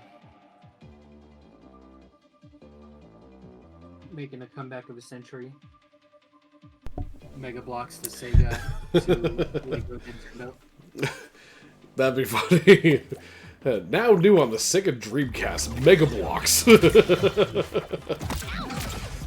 Dreamcast 2, Electric Boogaloo. We're going to take it back, folks. It's going to be a thing. Or, I don't know if they're still around. Do you remember Lincoln Logs? We didn't get too much of that up in Canada. I know of them. I've never seen them. Yeah. I feel like if they came back, I don't know how good of a video game they would be. But like if Lincoln Logs like was like, hey, we're gonna make a video game of like I don't fucking know, like Red Dead Redemption. It's like Lincoln Logs, like I don't think kids nowadays play with Lincoln Logs. I think they're more interested in Lego. But, Fortnite. Yeah, or if you made like a Lincoln Logs game, it's gonna be for like the older kids. So like Lincoln Logs, Red Dead Redemption, or something like that. I would buy the shit out of that. Yeah. Game live. Oh no, I deactivated my stream, so I'm just hanging out with Daryl. Oh, I didn't know you ended your stream there. Not bad. Yeah, I deactivated it a while. Oh no, it's all good. Yeah. I was having some more tech stuff, so I'm like, I'll deal with it later. Yeah. So, well, hi Johnny. Welcome back, buddy. Hopefully everything's going good over there. But oh man, now that I'm thinking about it, I'm thinking of all the stuff that Lincoln Logs could do with a video game. Because like, if you think about it, they can do almost anything that Lego can do. They just are less complex structures, you know. So like old school. Oh man. Yeah. Old school like aesthetics, like stuff with Red Dead Redemption or westerns, or even like entering like the industrial complex. Oh man, I gotta look up if Lincoln Logs are still around. So actually, sorry to change for a quick second here, just filling Johnny in. So yeah, basically we we fought with technical difficulties for the first half hour, and now what we've just been kind of doing is like something that we've been enjoying like on the side is basically like having some like silly conversations talking about like different tech, different games, different things that we would love to see in you know, games or movies or, you know, crossovers, that type of thing. So, and yeah, I think we're kind of getting onto something with like reviving Lincoln Logs and Sega here. Let's go. Bringing back Lincoln Logs. Lincoln Logs and Sega, it's going to be a thing. Blast from the past. you know? Ride your circuit. Okay, this is fun. Oops. It's like, yeah, this is fun until I'm like getting my front kicked in here. Okay, so it looks like they were. Okay, so Lincoln was actually spelled after Lincoln. I don't know if that was intentional. There's no fixing you. Ooh, possibly. Oh man, like, actually, I will say, Johnny, like, I was never much of a Xbox guy, but I will say that I do have to agree with you that Halo Reach was something really cool. Like, just the story, and I can't think of anything bad about it. Like, I love the characters, love the story, and it even still holds up very well from like the 360 days. So There's a terminal. Just needs power. yeah, it was, So, if Lincoln logs came up to Canada, we can call them like Clark logs or something. Because Clark was the 16th PM of Canada. oh, I guess. yeah, which is probably one of the most boring prime ministers of Canada from Joe Clark. Actually, if we're trying, because like, what was Lincoln was the 16th president? Mm-hmm. Oh, jeez. Ooh. Wow. That's... I had to double check. I don't know why I was thinking he was 50. yeah. That's kind of funny. Granted, it's like... They still look the same. serious. Actually, I need something to power that door. They've been around for 100 years. Are you kidding? I shit you not. Lincoln Log's 100th anniversary tin. Ugh. There is a whole collector's edition for the 100th anniversary. I'm not too sure. I'm just taking a look here, Kane. John was just asking if Rivals was still on. I'm probably just gonna hang out. I don't know if I'll play Marvel Rivals tonight or not. I figured I was just gonna chill and chat with Daryl about different stuff. And I think there's, like, one thing I was kind of joking around with Caden about is that maybe at some point I might try and, because granted we were thinking about trying to do some crossplay, but the problem is like I'm a PS5 gamer and he's more of a PC guy. But I think probably at some point, maybe for I wasn't expecting to have the floor given on me here. I think it'd be kind of funny to maybe do a stream where it's like he makes fun of me, like being like an old school gamer, going, "What am I supposed to be doing? Are these new kids doing the thing here?" type of thing. So, because I'm kind of want to get into Marvel Rivals, but I haven't touched it in comparison to everybody else who's had the experience with it lately. So, I think it'd be kind of funny for you just kind of like point out and say, "Oh, Daryl plays the old man plays young kid game." So. Uh-oh. Another one of those corrupted machines. Yeah, I think Marvel Rivals will be fun. If we get it to work, because I know a few of us are having trouble actually. Yeah. Well, granted, like, I don't know if it would make any different with having the console versus the PC, if it would change up things. I don't know.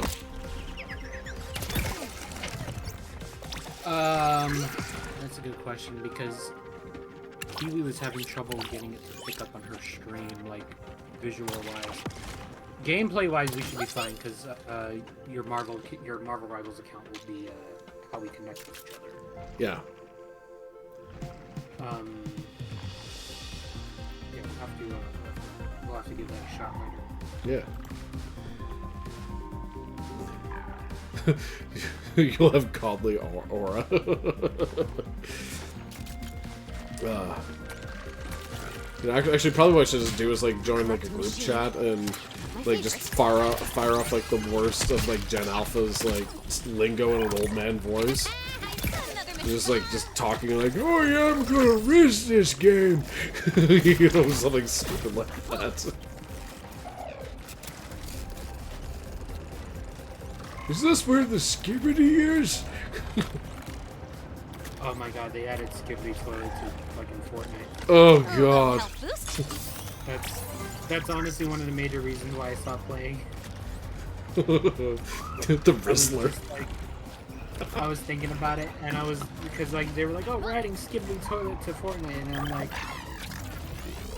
I was like, huh. Why the fuck am I playing? Didn't see that one coming. Because I'm like, I'm over here, I'm having a good time, and then I see fucking Skibbity Toilet on somebody's back, and I'm like, why the fuck am I here? It's like, what the fuck? What is going on?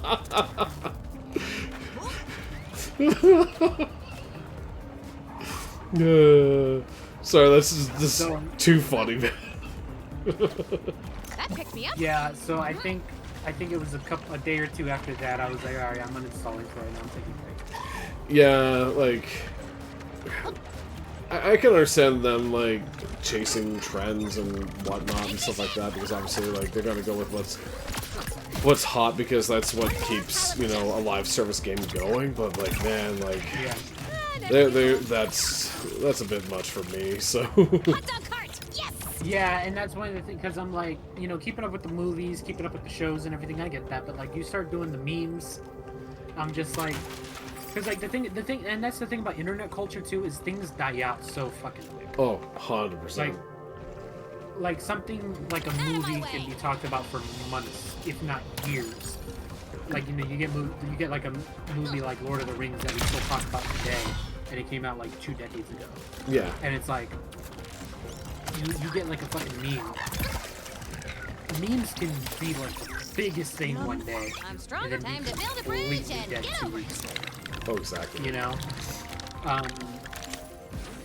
So I'm hoping Skibbity Toilet or Skibbity Riz, whatever the fuck, I'm hoping that's the only time they delve into that. And, yeah, because if they just start doing, like, the brain rot shit, yeah, because, it's not something I want to encourage either, because it's also just, like, you know, it's, man, promoting dumb shit to kids like that is just kind of wild. Yeah. Thanks a lot, If I'm Gravity. being real.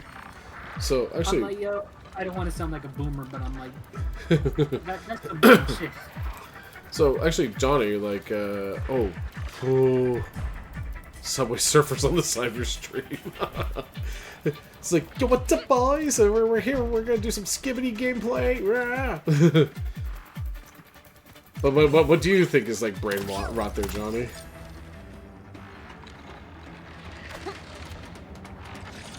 Yeah, like, I don't know, like, that... Like, shit that makes me feel stupid for watching that thing. Yeah. I'm like, or like, it's like so, like, mind-numbingly dumb. Like, I don't want to sound like an asshole, but like, if it's like so mind-numbingly dumb, I'm just like, that's it. It's so not into it. Right where I want it. Yeah. Skibbity, Phantom Packs. Yeah. Nothing but Giat shit for was appropriated though, so I won't count Giat, but I will say the way Giat was starting to be used was definitely Not there. Oh, jeez. That one, I've never heard that one. Giat came from, so okay, so people started using Giat for the weirdest shit. Yeah. And it bugged a lot of me because Giat came from Giat Damn. All that sunlight to your Like head. when like old, I think it was especially like old heads would see something crazy, they'd be like, yeah, damn! That's where it came from. Oh, God. I think it And might... then people started, Oh, keep going. what were you gonna say? I was gonna say, I think that's definitely more of an American thing than a Canadian thing, I think. Yeah, it's more, yeah, it's definitely more like an African American thing. Like, Oh, okay. especially a lot of old heads like in our community would That's use the it. good stuff. Oh, yeah, I can totally see that now. But it was never like something where it was like, it wasn't like slang. It was just something that we said. Yeah. And then people on the internet picked it up and they were like, oh, so and so has the Giat, and we were like, what the fuck are you talking about? And I remember that was the first time I thought, because I thought I was being a boomer. Like everybody was like, oh, she has the Giat, and I'm like, what? I was like, I was just like, okay. I'm like, I guess she has something, and I was trying to figure out what the fuck everybody was talking about. It's like, what's going on? My friends used it, and they were like, oh yeah, it's like the ass, and I'm like, that's not what that means. I was like, that's not what that means. I was like, is that what they've been saying this entire fucking time? That's crazy. I'm like, people just taking fucking African American terminology and just changing the fucking meaning of it. It's wild. Well, actually, and then the new language floods the shit. Oh, well, actually, just going off of what Johnny said there, like, honestly, I love, like, as goofy as it is, I love using the word yeet nowadays, like, both in, like, common terms and, you know, even just, like, stupid things, like, I'll look at some, like, especially since, like, I go play Magic on Wednesday nights, and, like, there's some people I just look at them and it's like, oh man, I just want to yeet that card right off the table, like, seriously, I hate it, type of thing, and, but also, like, when I, like, do warranty presentations for, like, some of my customers, I look at them and it's like, yeah, you know, what does it cover? It covers this, like, you know, if you have this type of problem or this type of problem, that's something I cover, but if you get angry and decide to yeet it through a wall, I'm not going to do anything about it, and people tend to get a good chuckle out of that, so. Well, and yeet was also fun, but, like, the thing about yeet 2 was, like, people knew how to use it. Yeah. Like, when somebody said yeet, it was, everybody knew it was like, oh, you're gonna chuck that shit. Yeah. Like, like, I feel like I've heard people use yacht in, like, at least 5 different forms of context. Like, I've used it, I haven't used it, but, like, I've heard it used for ass, the other side, I won't say the body side. Okay, I get what you're saying. The other side, I've heard it used for just, like, general attract. It was the weirdest thing. I've heard, like, 5 different uses of it, and none of it was the actual where it actually fucking came from. And I'm like, that's some brain rot type shit. Definitely is. Jeez. Ugh, man. And then Phantom Tax. I thought, okay, so Phantom, because one of the first times I heard that was actually in Nessa's streams. Yeah. Somebody said Phantom, and I was like, I know that word, and that's not good. Yeah. So I had restricted it because I'm a mod for Ness, so I was like, oh, I'd restricted it, and I was looking it up, and I'm like, oh, it was just a typo on their part. They didn't actually mean that. Yeah. They meant Phantom Tax, which came from Kai CNET stream. One of his buddies said it. I think it was I can't think of his name, but he's the dude with the beard. Yeah. And I guess Phantom Tax is when you take somebody's, like, a piece of somebody's food or something. Okay. I don't know. This is a weird terminology for something like that. Yeah, I don't know where Phantom came from. Goofy-fried machine ahead. All right, 1 anchor point down. That was interesting. I actually hate the word gooners. I think I can find just the because goon was also a word that meant something completely different too. Yeah. Because, like, 13 was even talking about it where somebody had said goon in his chat, and he was like, why you just called that person a goon? That doesn't make sense. Yeah. And then I think it was one of our other friends had explained, like, oh yeah, gooner is like a slang term for. Second anchor point. Do you know what gooner means? I've heard of it, but I can't say I know it too much, unfortunately. I have, like, a vague idea. The way I've heard it, I'm like, it's not something I want to look into. No. But I'll say it has something to do with, like, sexual shit. Yeah, that's what I kind of heard too, and, like, some people are like, oh, you know, it's like, oh, I'm totally doing this, but then people are like, no, it means this now. You're like, what? Yeah, it seems like a certain classification of, like, a simp or something. Yeah, and, like, it's one of those things that you just keep adding into it. It's like, you know, it's like, oh, this is another thing I have to try and learn what this means type of thing, so. Well, it was so silly because it's like, goon, like, because 13 was even saying, like, back in the day, like, goon meant, like a henchman. Yeah, exactly. Like somebody who like, did like, your dirty work or your bullshit. Yeah, it's like it was just something that just had its definition switched, or quote unquote internet slang for no reason. yeah. Actually, oh wait, I already read that. Hated about that chill aura. Thank you, Johnny. I hated the word simp because it doesn't mean anything. The word simp was also another one that had its meaning changed. Yeah. Because simp was a piece of simpleton. Oh. And the whole purpose of it was essentially somebody who, like, simps is like, you're being a simpleton for this person, like they're treating you poorly, and you're just like basically just taking it. Like that was like the idea of it. I'm paraphrasing obviously, but like that was the idea of it. And then simp just became like a quote unquote internet slang. Yeah. That people used for guys that just didn't treat women like shit. Easier than trading Yeah. Essentially. And then that's what simp became. Which is just weak. Yeah, it's annoying. Like I know, like some people in our community use it in like a funny way, and it's cool. But like the way that like a lot of people coined the term "simp" for that really annoyed the shit out of me. Because I'm just like, bro, Oh, see here. y'all. Oh, sweet. Bro, y'all. We're getting trophies. I'm like, and this is like, I think this is why the media, not the media, this is why the what do you call it? The literacy rate is so far down. Because I'm like, motherfuckers can't even use slang right. How am I going to expect them to use proper words right? You know? Because you're kind to a girl. Whoop, this is censored.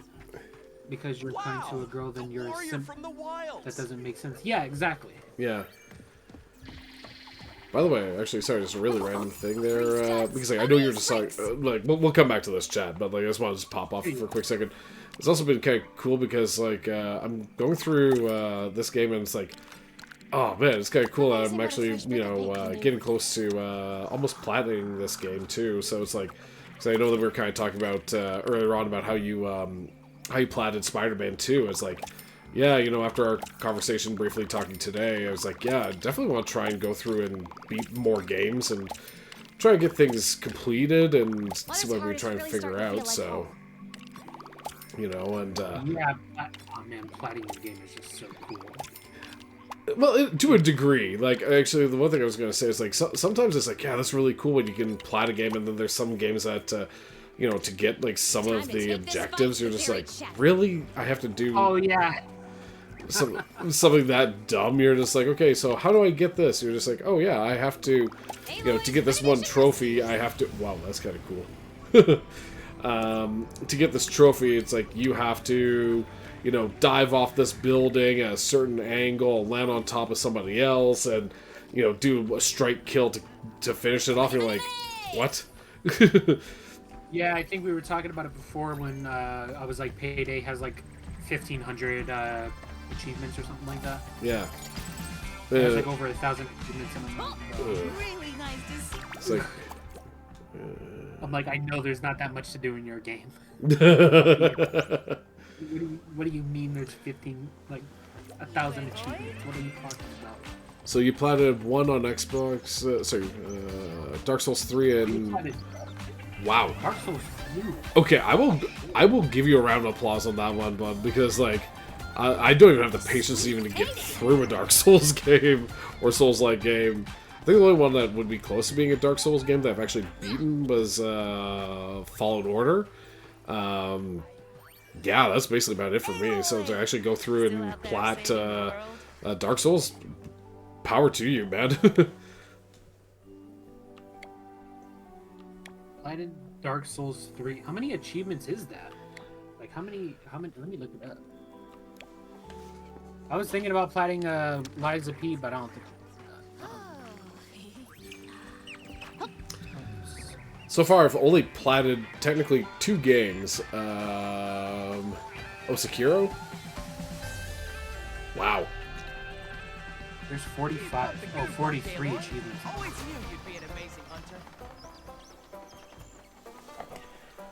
Yeah, honestly, I'll give you, I'll give you credit there, Johnny. Like, as I said, I've tried to play some of those of the Souls-like games, and have just never gotten into them. I know I tried playing Dark Souls 1. Sorry, no, Demon Souls, the remaster for the PS5. I was like, oh, this is pretty cool. It looks good. And Way then down. my only biggest problem is that I can't parry to save my Another one of butt. those corrupted machines. It's like I can definitely like dodge, but like yeah, planet. I mean, sorry, to do anything else. That's kind of a challenge for me. Yeah, that's why I recommend Elden Ring to people who want to get more into Dark Souls. Well, not Dark Souls specifically, but like Souls-like. Yeah. Because of the Souls I've played, the most particular one has been Lies of P because you need to parry in that game. Yeah. But the most open one has been Elden Ring because There's no you fixing can you. basically choose how you play Elden Ring. Yeah. Like you can go for a speed one where it's like you go in, you dodge, dodge, dodge, go in, dodge, dodge, dodge. Or you can play like a tank or something. Or you can do like a more Dark Souls where it's like, you know, you're doing more rolling and heavy damage or something like that. Yeah. It's very open to what you can do rather than being like you need to learn this combat style. Yeah. Because Lies of P, while Lies of P is probably my favorite Souls-like in terms of story and aesthetic, it's not one that I would recommend if somebody wasn't interested in learning like a specific combat style for a Souls. Yeah. Because Elden Ring, while it's definitely a Souls-like and it's not easy, Elden Ring is still like an RPG. Yeah. And I think it would be recognizable for somebody who plays RPG. Well, I think it's kind of tricky because like I know a lot of newer RPGs have been picking up that like Souls type of gameplay. Like after playing through Final Fantasy VII Remake and Rebirth, like it definitely has a lot more of that Soul style to it, where it's like, granted, like yeah, you can go through and you can do your base combat of like, oh hey, I'm just going to, you know, go and run in here and attack you and level up my characters and stuff like that. But there's like some missions where they force you, you have to be like, okay, in order to survive this match, you have to dodge and parry and stuff like that, and they force you to pick up the mechanic, which can be really, really jarring, especially if you haven't played that way for a good chunk of the game. Yeah. And then so you're coming back to it, you're like, okay, well, how am I supposed to take this guy out when I haven't been parrying or doing anything besides dodging like all game type of thing? So then you have to turn your brain on, and then you finally learn that mechanic, and then you find that you don't need to use that mechanic for another while, and you're just like, ugh. Yeah, you're looking back at it. Well, especially since like one of my friends, she really likes Final Fantasy, but you know, but doesn't do the Souls games because like she'll look at some of these games like, well, this game looks really cool, and really like that, and I'm interested, and then she sees Souls, and she's like, oh. Never mind. So weak. Yeah, I think the Souls genre, especially with Black Myth Wukong, because Black Myth Wukong was another one that was Souls by technicality, but it didn't seem particularly like it wasn't going out of its way to be like, this is going to be the hardest Souls game of the It's like, no, you're still playing as like a kung fu monkey in this game. It's going to go through that experience. So it's like the combat was still very flowy. The boss battles were hard as shit, but like it was manageable. Like I think I beat the first boss in like 5 tries in comparison to Lies of P, where I needed like over 10. You know? Yeah. It had like a good amount of balance. I would recommend Wukong if it wasn't for the devs just being kind of weird about certain shit. Yeah. Yeah, I think we talked about that before too. But yeah, if it wasn't for that, I would definitely recommend Wukong. But yeah, that's why Elden Ring is definitely my go-to. And somebody's like, I want to try to get into Souls, like, I would be like, yeah, just go for Elden Ring. Or if you're into side scrollers, Hollow Knight is like one of the closest things you'll get to a Souls-like or side scroller. Ness actually streamed that, and that was a really fun series on Ness's stream. Actually, you just guys saying something like that. I think I might actually, as like kind of going into like my retro style things, I might actually go back and play a bit of Shovel Knight type of thing. So if you want to go for something that like has like challenge, Right where I want it. Cuphead. I've started trying to play that. Man, it's definitely a challenge. Hard as shit. You know what blows my mind is one woman basically drew that entire game by hand. I know, it's beautiful. So, and like, It's such a gorgeous game. Yum. I'm strong. oh, I know I'm like, ooh, I hope she got fucking paid for that shit. like there's so many games that are like that where it's like it's one person that just made it, and, or a very very small team.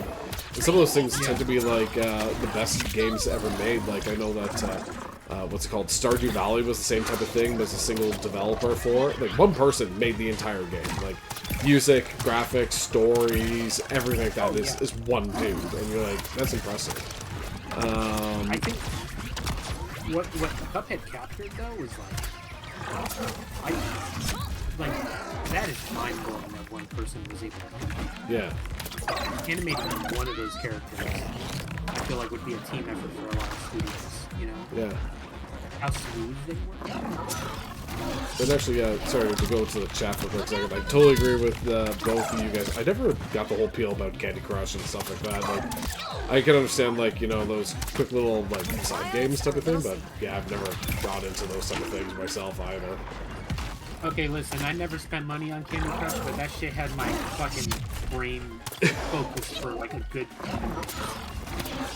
So basically you say it was brain cavities? I got it. I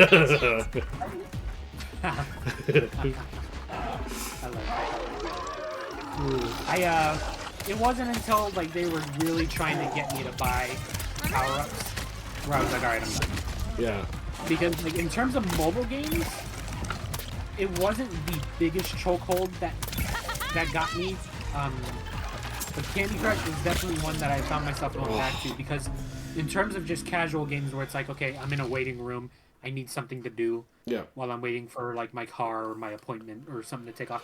Like Candy Crush is a good one. It takes your mind off of stuff, you know. The pretty candies. Granted, I enjoy it better when I have a hard candy in my mouth. Yeah. I need to get like a good Jolly Rancher or something while I play. Another one of those. But like, in terms of just casual gaming, Candy Crush, I could see why that blew up really quick. Oh yeah. Sims, I'm not gonna lie. Okay, so like Sims looks like a really cool game base-wise. Not my type of thing. I feel like Sims is mostly mods. Yeah, and like, granted, like, now I'm gonna sound like an old man here talking about games.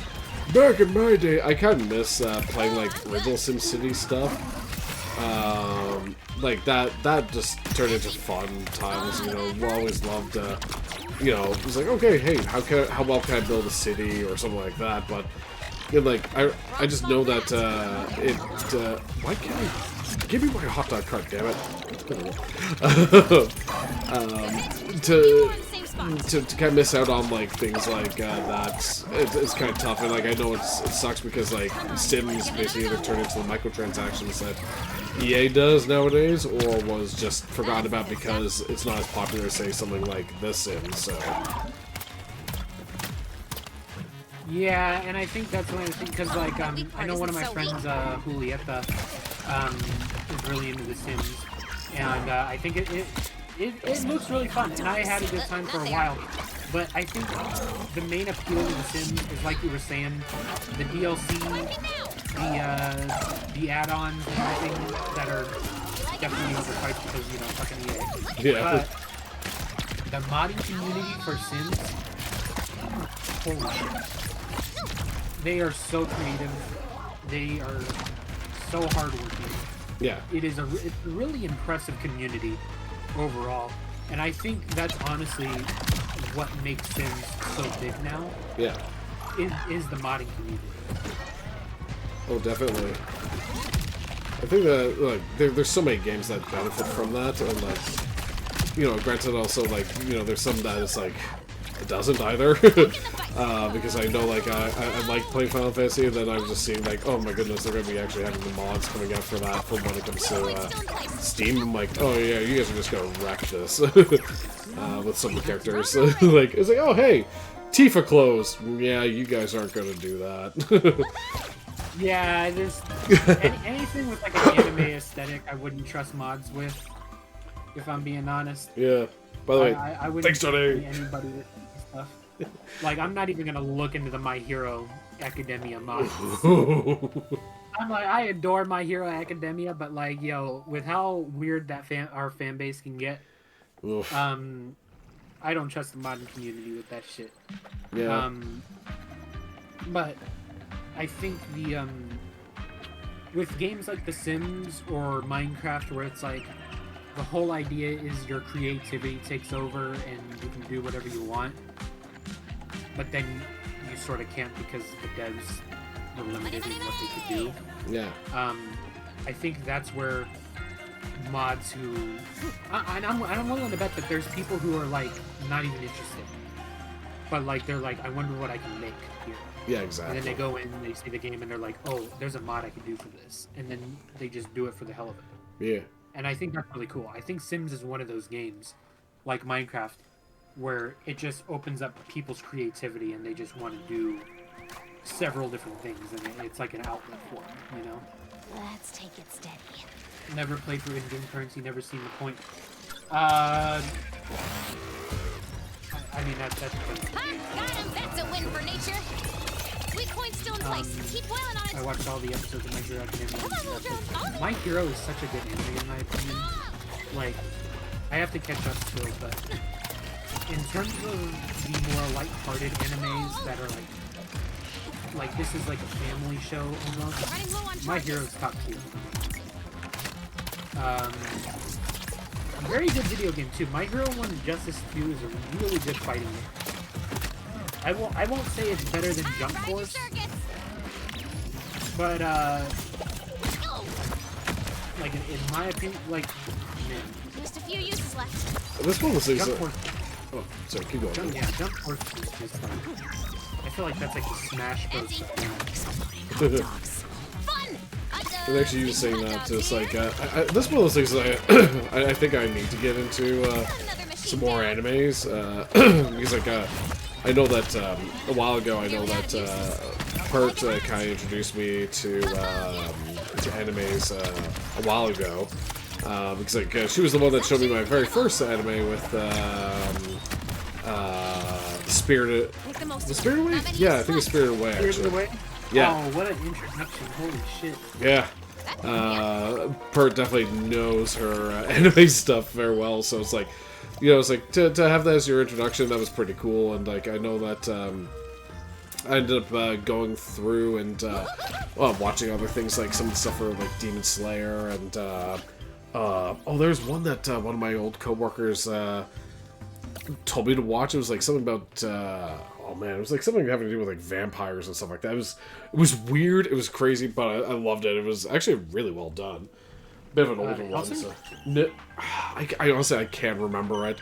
All I just know is that it was there's actually a line that's used from it that was actually cut into a song that I like. Let me see if I can find it. If you ever get into anime abridged, check out Housing Abridged. Yeah. It is so fucking funny. High School DxD. I never watched High School DxD. If I had to recommend, like, oh man, old school anime. Okay, I'm starting Yu Yu Hakusho, or is it Hakushu? Really like the animation style. I like older animation styles. Oh, okay. Now I found it. Actually, it was something that it was a DxD fan service. That's kind of scary. So I found the name of it, Kate, and the video that she made me watch was Vampire Hunter D. Sounds really familiar. And it was funny because there's a line that's from that actually is used in a song by the band called the Gaslight Anthem, and yeah, it's like, "Ready or not, here they come, it's zombie time," and they just like get into like this like zombie fight, but like in the song, it's like, "Rare not, here they come. It's zombie time," and it's full out rock music after that. It's like so good. I gotta check that out. Yeah. Oh man, are you gonna? So are you on Hertz Crunchyroll, or how are you watching your anime right now? No, I was just, I just had to look up, because I knew the one line, because as soon as I saw it on in the movie, I'm like, oh my god, I know this, because it's from this song. So I was like, now if I remember the song, now I can look up the anime, so that's why I looked it up, so. Kaboom! You get on Crunchyroll, That's the good oh stuff. man, the library in Crunchyroll is so good. Yeah. Yeah, oh man, they don't have a Kamegato though. That's the one where I'm like, if you're interested in like darker stuff, that's my favorite, like really dark anime. Yeah. Are you interested in like shonen anime? To be honest, you can say what they are to me, and I'll be like, sure. I have no idea. Like, Shonen is like young male protagonist with like two supporting characters. Typically, yeah. The female maybe a love interest, and then the rival. So like Naruto, Bleach, Catch me. Okay. Hunter x Hunter. Right where I wanted it. Stuff like that. That's obviously not the only qualifier for it to be shonen. I'm just using like the main trope. Yeah. Like, in that. Let's see, shonen. My Hero is actually a shonen.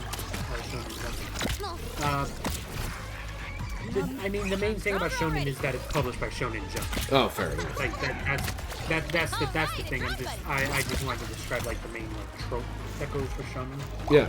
And it's usually young male protagonist with, that sort of supporting Come on, cast. Aloy, give it another go. Sorry. There's a certain power call that's used in shonen. I can't remember Knock what. down. Sorry, I'm only just laughing because I'm just thinking about this like this stupid like YouTube clip where it's like, where we're just like talking about like this new anime plot, and it's like talking about like. It's like, yeah, there's this new anime, and like, about this lady, she's got big boobs, really big honkers, and then it's like just coming up with different words for that, and oh, it's so dumb, but it's so funny because of the way the guy that reads it. So I gotta find that video. I'll send it to you on Discord, because like it's just it's so dumb, but you'll laugh your face off. No, I love anime memes. Yeah. I'll have to show you RDC if you're down after stream. I'll have to show you RDC 101 to make great animes. Sounds good. Now, here's the question: is each anime count as anime? Andy drone reinforcement. Who's better than one? Sorry, what's What do you mean, Johnny? What do you mean, Johnny? That's it. Johnny was talking about big hoogabagongas. Have you seen the anime where he is reincarnated as a vending machine? No. Didn't see that one coming. So, that's the other thing, Daryl, is anime is kind of like, Giant what ifs. I was trying to find a comparison, but there's honestly an anime for almost anything. Oh yeah. I'll froze you in your tracks. Like It is kind of wild. Like there's this creator, I think her name was Nikki Marina, had like a series where like one character's asking like, oh, is there an anime about like this, that, and the fourth? And then they're like, oh yeah, there's an anime. And it's like super random, but also super specific shit. And they're like, yeah, there's an anime for that. Ugh. Because it's censored. It's NSFW. Anime. Yeah, that's just hentai. Actually, hold on a second. I mean, it depends. It depends on like what not safe for work aspect is about it, but like yeah, if you're talking about like, oh yeah, you said H anime is hentai counts as anime. Let's see here. Then I've seen a lot of anime. Actually, I'm just going to say here. It reminds me of Samuel L. Jackson when he was answering the most Google question, and he was like, "Does Samuel L. Jackson watch anime?" And he's like, "Yes, I do. Hentai too." Let's see here. There we go. Figured actually that might help out a little bit. I just changed you up in my chat there, so. 8BitDaryl added you to the moderator. Oh, thank you. Yeah, it's like Ooh. figure it just kind of balances out a little bit. Ha! Got him. Because I was like, oh wait, I should probably, because like normally I think I only have like 2 people that are set up. But I was like, oh, I probably should set someone else I know up. So. Another machine down. Because like I think it's one of my other friends and Kurt are set as my other ones, but it's like they're usually either streaming at the same time that I am or everybody's busy, so it's like doesn't hurt. So I'm stronger. I'm getting my face kicked in by dinosaurs right now. Dude, yeah. I'm gonna figure out some more mods for my channel too. I also just have to get a stream schedule. I've been so spread. I gotta heal.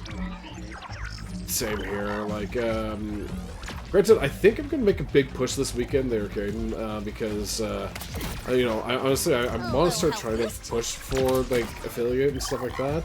And you know, obviously, got to get out there and beyond. So, I think because as far as I've seen, like this weekend, I'm supposed to be off for most of it. I don't know what the family's kind of got planned up, but if there's not a whole lot planned, I'm definitely gonna try and get online and be a bit more be out there this weekend and see what else I can kind of stream. And so I know that right now I'm just kind of going through like the side quests right now for this game.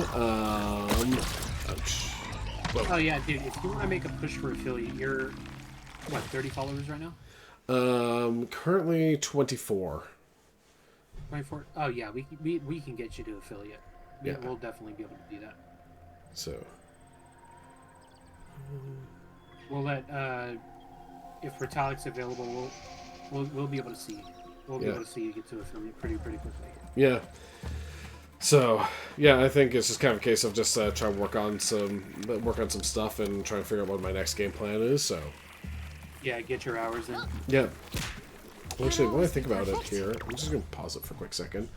If I go to, let's go to my Twitch. I think well, granted, we could probably talk about this off stream, but like, I know I'm definitely sitting up there in terms with like a lot of my the things I need to get there, but obviously just gotta push a little bit more and see what we can try and get up to. So. No, yeah, the hardest thing for, at least for me and for it seems a lot of people, was the followers. Yeah. Yeah, that's gonna be the challenge. So. Yeah, I think we can definitely get to that. In time, Does it really? Get him, little guy. I know that with these fights, you have to really like focus on the main enemy, but the thing is like, you're trying to hit these guys, but you're also being shot at with like 16 other projectiles at the same time, and they all suck. And then if you kill the side enemies, they respawn in an instant.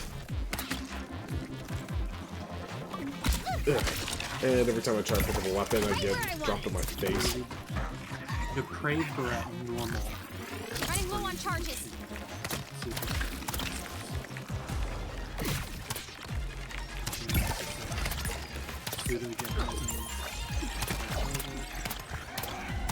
How you like that shot?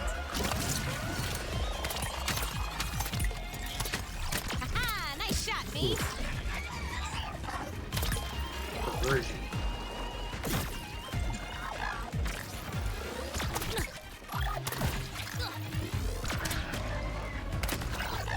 Is being a streamer hard? Difficulty is subjective. Look out for healing. That's something a lot of people overlook. Like, to be honest, in terms of what? Oh, sorry, go ahead, Gabe. Oh no, No, you start something, because you had, because obviously you've been streaming a bit longer than I have, so. In terms of what I do, it's not hard in my opinion. Feeling fragile. But the thing you gotta understand Need to is like when people like, especially when the argument comes of like what's harder, a 9 to 5 or streaming. Yeah.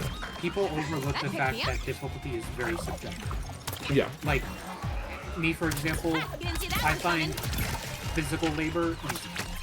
Like working in warehouses and stuff like that, right?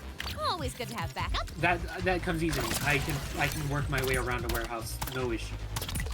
Come on, Aloy, give it But for another go. people who aren't mentally or physically inclined or built for that, are gonna find it difficult, right? The same thing applies for streaming. Yeah. Somebody who is technologically savvy, has a lot of things to say, and can keep their brain active for extended periods of time, is going to find streaming easy.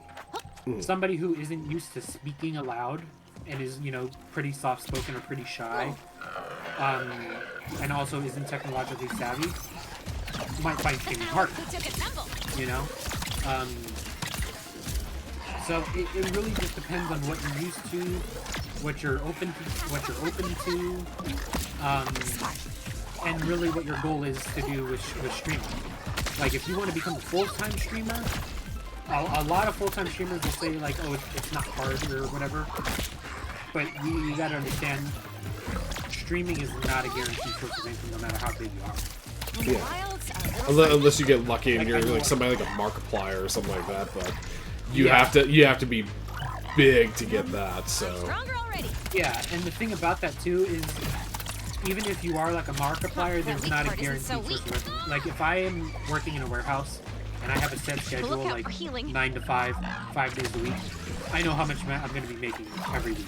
yeah, But like when you're a content creator, you do not know. And if you're going to try to do that full time, that is going to take a toll on you as well, especially when you're small. I'm very shy, and if I'm around people, I get very tired mostly. So one thing about streaming is, while it definitely can take a toll on my social battery, it's not as bad as if I was actually gathering with a group of people. oh yeah, Like if I'm talking to 5 people in a chat for streaming, it's not nearly as difficult as if I was talking to 5 people in an actual social gathering. yeah. And I would probably agree with Caden on that one actually. I'm gonna swap characters on this one because I'm kind of getting my face kicked in with using Aloy here. I think that the tricky thing, especially when the hardest part, in my opinion, was actually just trying to get going. Because, like, you know, it's a challenge trying to find something that speaks to you, and then also something that kind of differentiate yourself from other people. Because, like, you don't want to be just like, oh, here, I'm going to do this because, like, oh, I've seen, you know, my favorite streamer do this, or this streamer do that type of thing. Money! So there's always that, but also, like, just getting going is, like, a bit of a challenge of trying to find, like, you know, all your tech, your games, how you present yourself, that type of thing. But, like, once you kind of... But if you... I think probably the best way to do it is you have to be authentic. Like, you know... be yourself being out there, because like there's some days I act like a complete goofball, and like that's who I am in real life, but also enjoy having a good solid conversation like this type of thing. So yeah, I think the more authentic and the more unique you are, I think it takes away a lot of that difficulty of being shy or you know, being unsure about how certain things go, that type of thing. So I don't know if you agree with me on that one, Caden, but like I just find that the more you are yourself, I think the more you are yourself, I think the better it is. Yeah, definitely. And I think authenticity is also way more difficult for a lot of people. I'm not saying that in a sense of like, oh, a lot of people are fake. It's not about being fake, but like putting yourself out there in a way that's truly like authentic to you is legitimately like difficult, because life demands that people put on masks a lot of the time. I'll be even And more unstoppable. I know for a lot of people, when you put on a mask for so long, whether it's work, school, or general just social settings where you have to mask parts of yourself, it can get hard to realize when you put a mask on. Yeah. And it can be hard to take it off. And I think especially like to stack on top of what Daryl was saying, it's one of those things where if you do that on stream, into scrap. like, Never met a yeah, hard- some people can do it really well and it can work really well, but it's something that a lot of people will be able to recognize after a certain point, especially if you're on camera all the time. And it can be mistaken for being disingenuous. Yeah. Even though you may not intentionally be trying to mislead anybody. You know what I mean? What can be very difficult is getting views and getting affiliate. Yeah.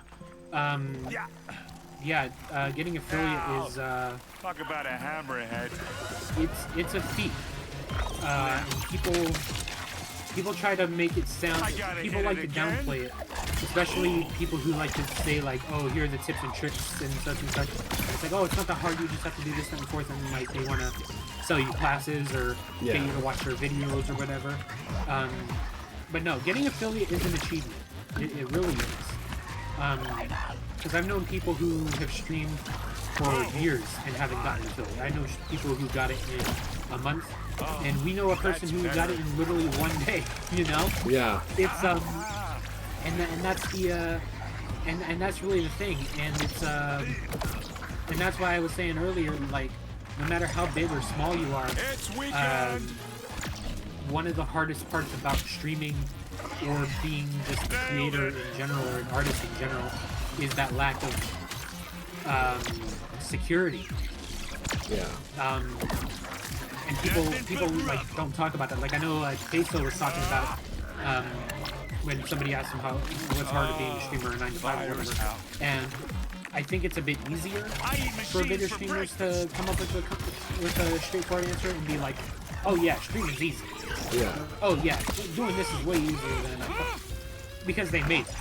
Yeah. And I get the whole idea like, oh, playing video games is way easier than doing a job or whatever, but like people very rarely ever go into the nitty-gritty of what really goes into doing something like that. Well, actually, you know, I actually had an interesting conversation with one of the people I used to work with my old job, and, you know, I think it's a kind of a case where it's like, you can't really compare what's easy and what's hard, because I think it's kind of, well, because I think it's also being disingenuous to yourself, because, like, you know, like, one thing for myself is, like, you know, I've done both the 9 to 5 job, I've worked the retail job, I've worked the factory job, I've done the streaming and stuff like that, and, you know, there's some people, finally, I beat the damn robot. Actually, I'll say that was probably the most difficult thing than being a streamer. But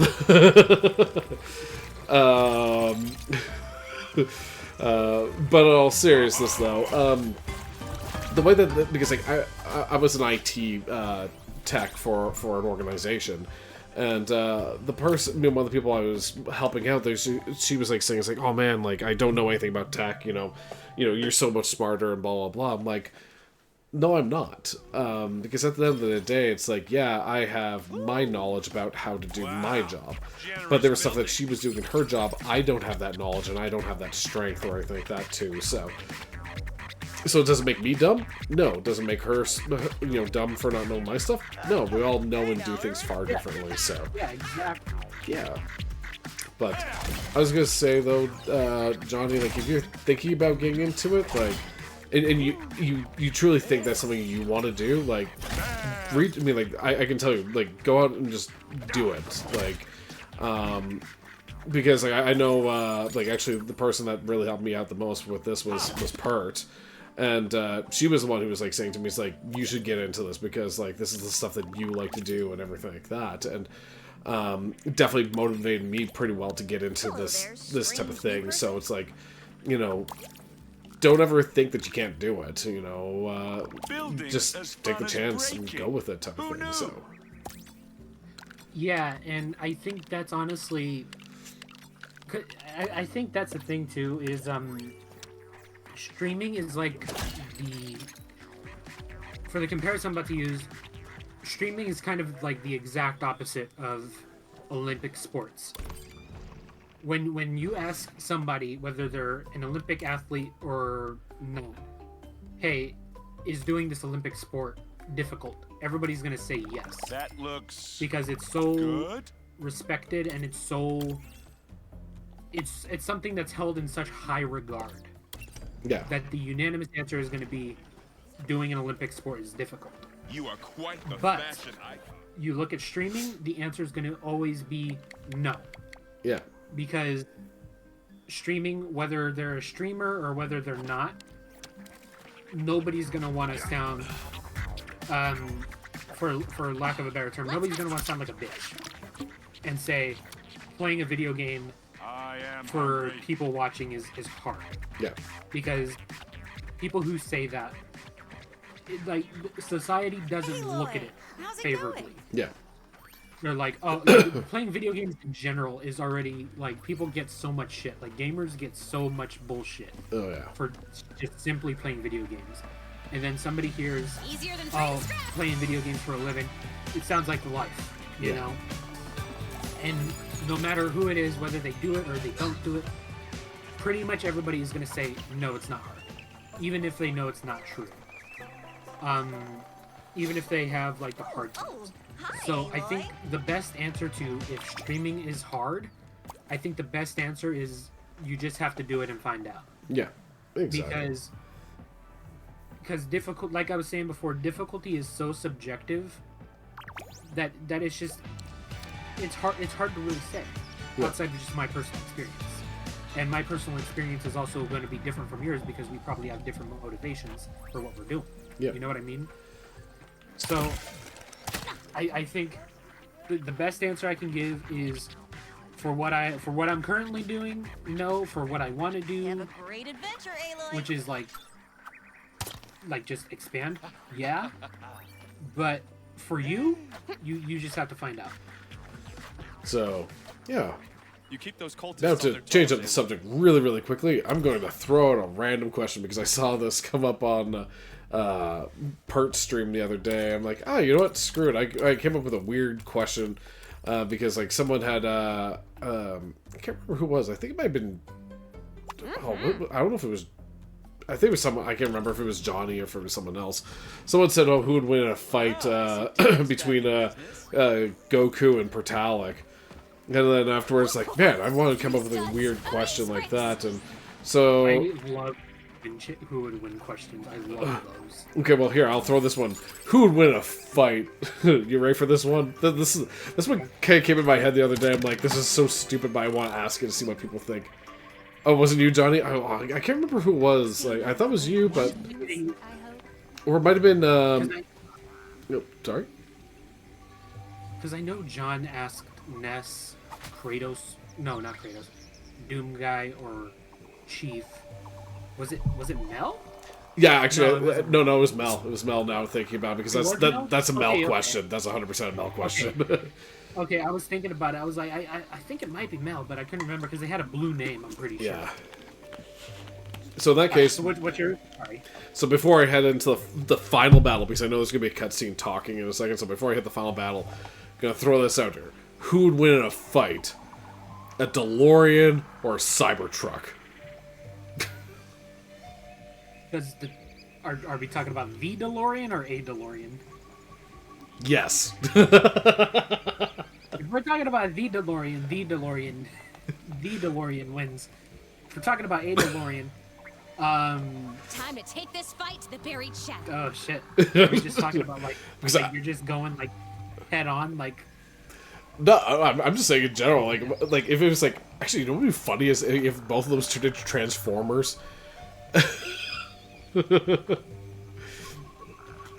If we're just talking about like two drivers are just driving and they're doing a head-on collision, Yeah. No, it's they're cars, Johnny. So like the DeLorean. oh yeah, So DeLorean is like basically it was a car from the 80s, but is best known as the car that was used in Back to the Future. And Cybertruck is well the newest and dumbest looking things that Tesla ever put out. so okay, so I'm gonna say because they were from the 80s, Yep. did they have crumple zones back then? No. They did not. They did not. Because I was gonna say if the DeLorean has crumple zones, I would say that they have a greater chance of surviving than the Cybertruck driver would. Yeah. But since they both don't have crumple zones, which is fucking wild to think, I'm gonna say if it's the DeLorean wins. If it's not the DeLorean, man. Okay, actually, here, I'll say this. Well, It's just a head-on collision, Cybertruck, maybe? well, actually, here, I'll just say this. It's like, actually, here, I'll throw this out here just to make it even that much better for you for the decision. Is a DeLorean without crumple zones or a Cybertruck with a software glitch? Oh, I'm taking the DeLorean every single time. Bro, there's so much cybernetic shit in that fucking bullshit-ass truck. If there's a single glitch, I am throwing myself... I'm fucking rolling. Fucking roll. There we go. Oh my god. I'm taking the DeLorean every single time. Oh Man. shit, the DeLorean in my prison because they use better metals than now. Yeah. And that's really the thing. Like, if we're talking about, like, full-on, like, Mad Max type shit, Yeah. DeLorean. 100%. Okay. Like, if it's, like, one... Like, did you ever read Percy Jackson? No, I haven't. I'm just gonna pause this for a quick second.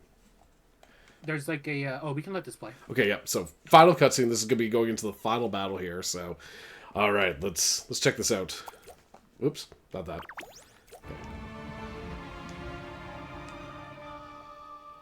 This is definitely the place, Silence.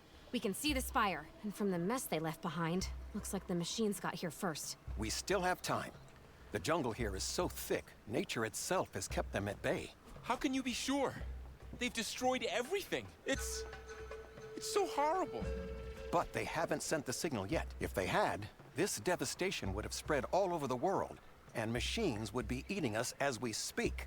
Well, I vote for us not becoming Snap Maw chum. So let's get moving. Wait, I don't know what's gonna happen out there, but I'm sure glad you're here with me. This would have been much harder without you, and a lot less fun. I love you guys. Aw, come on, group hug. You're worse than my 26 grandchildren. Oh, all right then. And this is why I don't come out with you. Now let's find that big red donut hole and kick the jelly right out of it. Let's do I it. feel like a young girl again. Well, young. Love all these characters. Oh man, I accidentally called Tirsa mommy. The other hunters are never gonna let me live this down. But yeah, in Percy Jackson, they had chariot racing. Mm-hmm. I'm pretty sure it's like how chariot racing worked back in the ancient times, but I'm not entirely sure. But in Percy Jackson, they basically had, okay, one person is controlling the chariot, like directing the horses or whatever was pulling the chariot. And then the other person was on the back and had the weapons to fight the other chariots off. Yeah. If you're doing that type of shit in like a Mad Max setting between the DeLorean and Cyberpunk, or Cybertruck, Yeah. I'm gonna pick the DeLorean because the thing is like cars were built to last back then. Like, True. granted, they didn't comprehend the idea of crumple zones, so like a lot more people died. But like, if it was facing any other car, like in modern time, I would say that's a disadvantage. But the fact that it's facing a Cybertruck, which was also built without crumple zones for some fucking reason. Are you serious? Well, oh no, I wasn't joking about that. The Cybertruck does not have crumple zones. I think it's because they wanted to build it like a tank, but they don't understand what crumple zones are for. Yeah. Because like people like they're like it was built for the people who look at like car crashes and they're like, dude, you crash into a pole and that car is like fucking total, and it's just like, yeah, that's how you live. But you walk away from it. Yeah, like people, it's for people who don't understand basic physics of like if that car doesn't have a crumple zone, you're gonna be splattered on your dash. Like, that's, like you're going to have a bad time.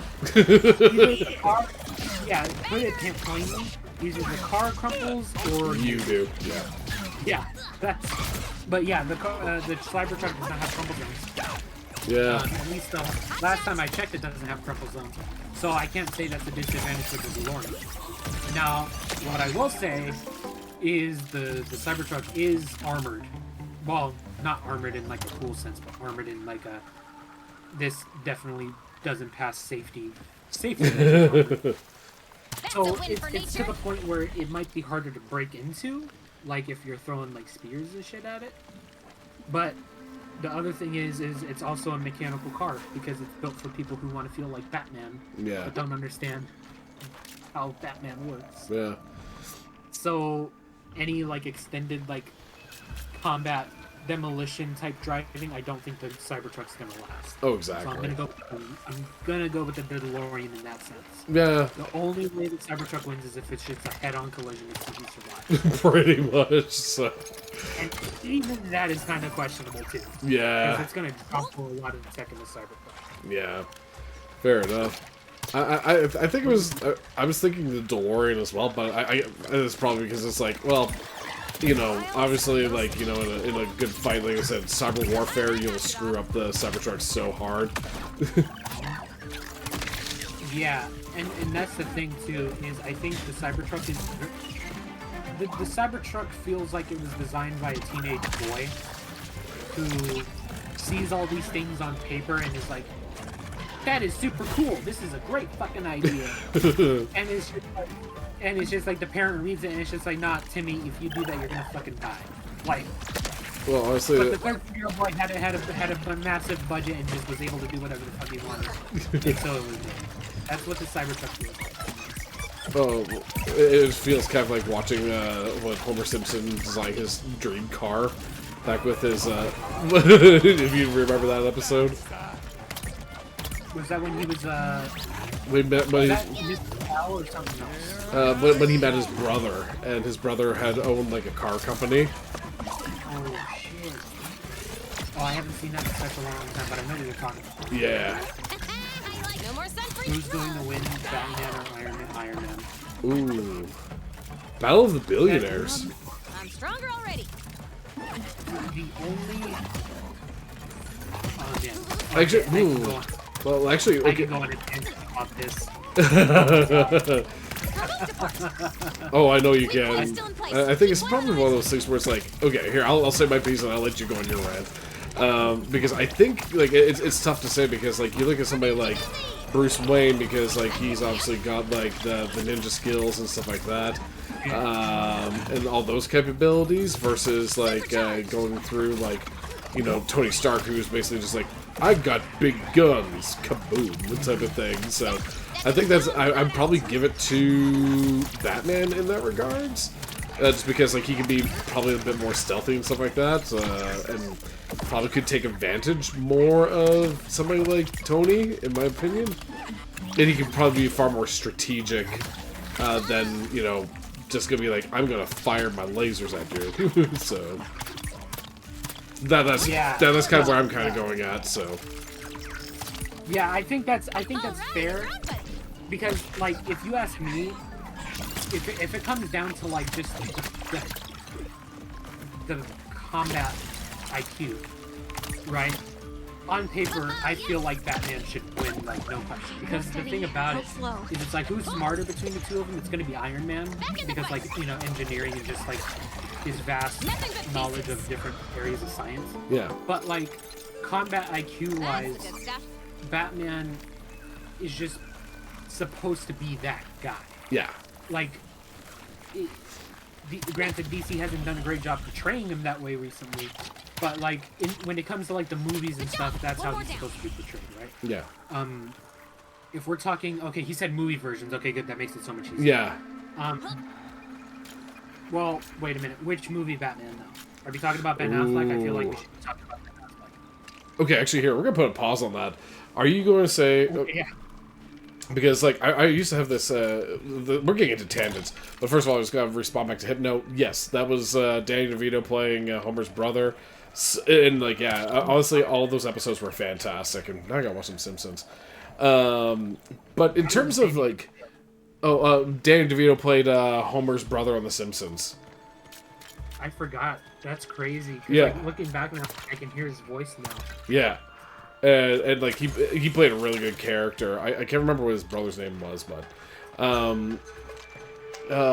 actually, now, like, it was interesting, like, way back in the day, like, I was talking with one of my old friends, and he brought up the whole question of, like, okay, well, which is the best Batman, and like it turns into a tricky question because it's like there's some people that play an amazing Batman, but play like a horrible Bruce Wayne type of thing, and or they play an amazing Bruce Wayne, but they're not a good Batman type of thing. So it's like where does it fit? You know, because like obviously like I look at somebody like I try to remember what he said. Like I think he said that somebody like Val Kilmer played like a really good Batman, but it's a really good Bruce, but not a really good Batman type of thing.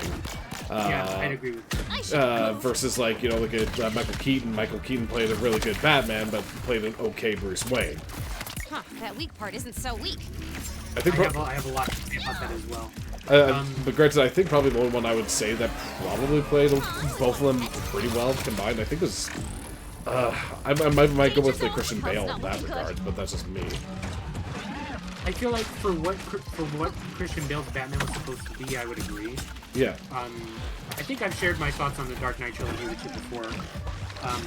Why I don't really favor them as like portrayals of Batman and his characters. Look out for healing. But I think for the direction of like what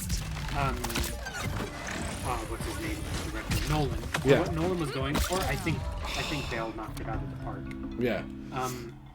Johnny said, I haven't seen Batman, so I don't know what movie that is. Okay, so if we're just comparing the Iron Man, which I'm assuming we're going with RDJ, I think that's a fair assumption. Yep. We're not going to go for the guy I think I could get used to flying. 70s or 80s. Ooh. Because that's a good question too. Because which suit do we use for RDJ? I guess we'll just use the last suit for Endgame. That's kind of hard too because every single Batman really only got like 2 or 3 movies at most. With the exception of Iron Man had like 7. Yeah, and I think there's only when you think about it too, it's like because Ben Affleck only got 2, right? Affleck got... Okay, so it kind of depends, because if you count the feats from both Justice Leagues, he kind of had 4 films to show off. He had Batman v Superman, both of the Justice Leagues, and then he had a few moments in the Flash that showed off like how he was like able to move and stuff. Yeah. That's one machine less. Nothing like insane in Flash, but still worth like seeing like, okay, this is how he moves in like nearly out of uses. In my opinion. Okay.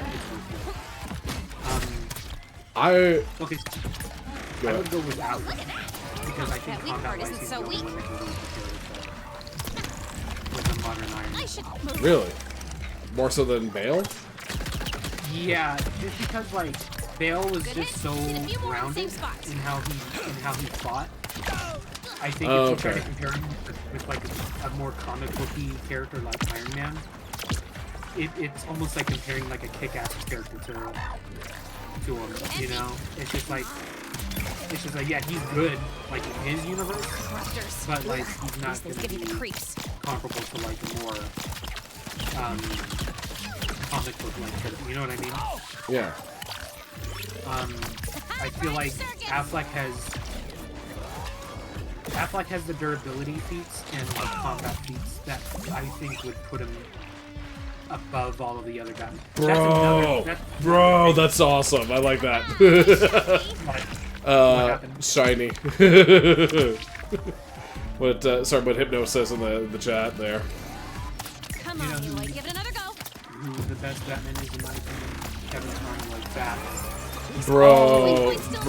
Okay, if we use animated Batman against MCU yes. Ooh. Okay, that becomes more interesting in my opinion. 100%. Okay, if we're doing live action and it's Affleck versus Iron Man, like that's cool. But like if we're going in the animated universe, okay. In my opinion, I think it's much closer. Yeah. It's much closer, but I think, oh man, I think it's more of a question. Oh man. And actually, yeah. Especially if you do a composite Batman, because then he has like almost 30 years of feats. to compare. You know what? I've never brought that up ever. There have no with that guy that I used to be friends with. We never ever talked about Conroy being actually like the perfect balance. Like obviously it's animated, but like he literally was the best balance between Bruce and Batman. Oh yeah, agreed. Yeah. I think the only live action that can compare with him is probably Pattinson, and we'll have to see how his second movie turns out. Fair enough. Man, this is. I love this. Yeah, he did a good job in that too. I'm glad he was able to do that. Man, this has been a solid conversation tonight, guys. I gotta look up all of the animated Batman movies. Actually, well, I don't know if I just go with the movies. I just say just go with the animated Batman because, like, actually, in my opinion, early '90s, like even like Mask of the Phantasm, like that's getting in some really good territory there. You didn't see that one coming. Yeah, like movement-wise, because he was way more acrobatic in the animated stuff too. Yeah. And that's one of the reasons why, like, in terms of like the live-action ones, I would say Affleck is the only one that you should really compare to like an MCU type character because he moves more. Yeah. Oh yeah, if we're doing Kevin, because Kevin's Batman also knew how to act shit too. Oh yeah. And I think. See, it's hard because Tony only faced physical threats in his most modern arc. He didn't face like hackers. So we have to assume. Now we're cooking. The question would be like, that's a toughie. Because like physical wise, it would have to be like, could Batman top the suit somehow, right? Because if not, I don't think he has a way to actually harm Tony in hand-to-hand combat. Outside of maybe like certain explosives. But then you get into the point of like Tony was using nanotech armor, which was able to withstand one of the Infinity Stones. And then it gets harder because it's like, well, does Batman have anything that compares to the power of the Power Stone? You know what I mean? Fuck. Okay, it's way so closer than it was before, but I think Iron Man still takes it. Okay. Well, here. Straight up. To make it a little bit easier, I'm just going to maybe throw down like this way, to kind of maybe answer a little bit more objectively. If we were saying like of the best of the movie verses, who do you think was the best Batman, and who do you think was the best? Actually, when I say best Iron Man, it's like which version of Iron Man. Doesn't mean suit, but like obviously like each of the different Iron Man movies had like a different type of tone in it. So if you were saying, okay, who was the best Batman and who was the best Iron Man, and who would win between those two? Oh, shit. Are we talking like best like portrayal or best version? Best version, because like obviously, as I said, like the character of Tony Stark in Iron Man 1 is We're not. Close. Oh, sorry, cutscene And here. from the looks of the partially digested rainforest, so are the machines. We must hurry. We cannot allow that creature to activate the spire. Oh, it's we, is it? What are you gonna do? Play your music real loud and hope it dances itself to death? A well-chosen song could indeed prove useful. But we should stick with the weapon we worked so hard to assemble. Yeah, about that.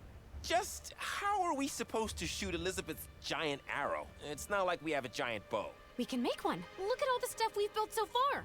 There's nothing we can't do if we work together. So let's go save the world already. Yeah. Well, here it is. The big climax. The point in our story when all the intricate plot threads and nuanced themes I've woven together are elegantly resolved. Well, there's a big fight, anyway. So like obviously like the reason why I kind of say that is like each of the different there's only technically been one good Tony Stark, because obviously like there was like the made for TV movies and stuff like that in the 70s and the 80s that weren't the greatest, and we're basically just kind of just like, oh, can we do anything with these things? Not really. Like you know, that's where I kind of see there. But like I find that's like even in each of the movies, like if you went through like Iron Man 1, 2, 3, or even the Avengers movies, like obviously there's different versions of who Tony is, because like in the first movie, like he's a bit of a cocky dude, right? But then as he kind of grows through the movies, he becomes a bit more of a different character throughout that entire time. So that's what I'm kind of like saying. It's like obviously to make it more of a comparison, it's like, well, which version would you want? Like the drunken, self-centered, you know, Iron Man 2 guy, or would you say the more, you know, like, you know, cocky, self-righteous, you know, Iron Man 1? You know, versus, you know, more of a grown-up Iron Man 3. Buried shadow. Arrived in time to witness the destruction of all you hold dear. Wanna bet? You should have learned by now. Us humans are tougher than we look. There we are. Fire will awaken every machine on the planet. They will eat this world like a fruity toaster tart and leave nothing but cherry crumbs. Oh yeah? Well, we're not scared of you. Yeah, Varl. My alternate voice filters will soon terrify you into submission. Loading. Wedding DJ. All right, ladies and gentlemen, give it up for the bride and groom as they dance the Hokey Pokey! No, it's too horrible. Wrong event, Squid Face. This is a funeral. Yours. You will retract that incorrect statement as you're crushed by my greatest machine, the Deathbringer.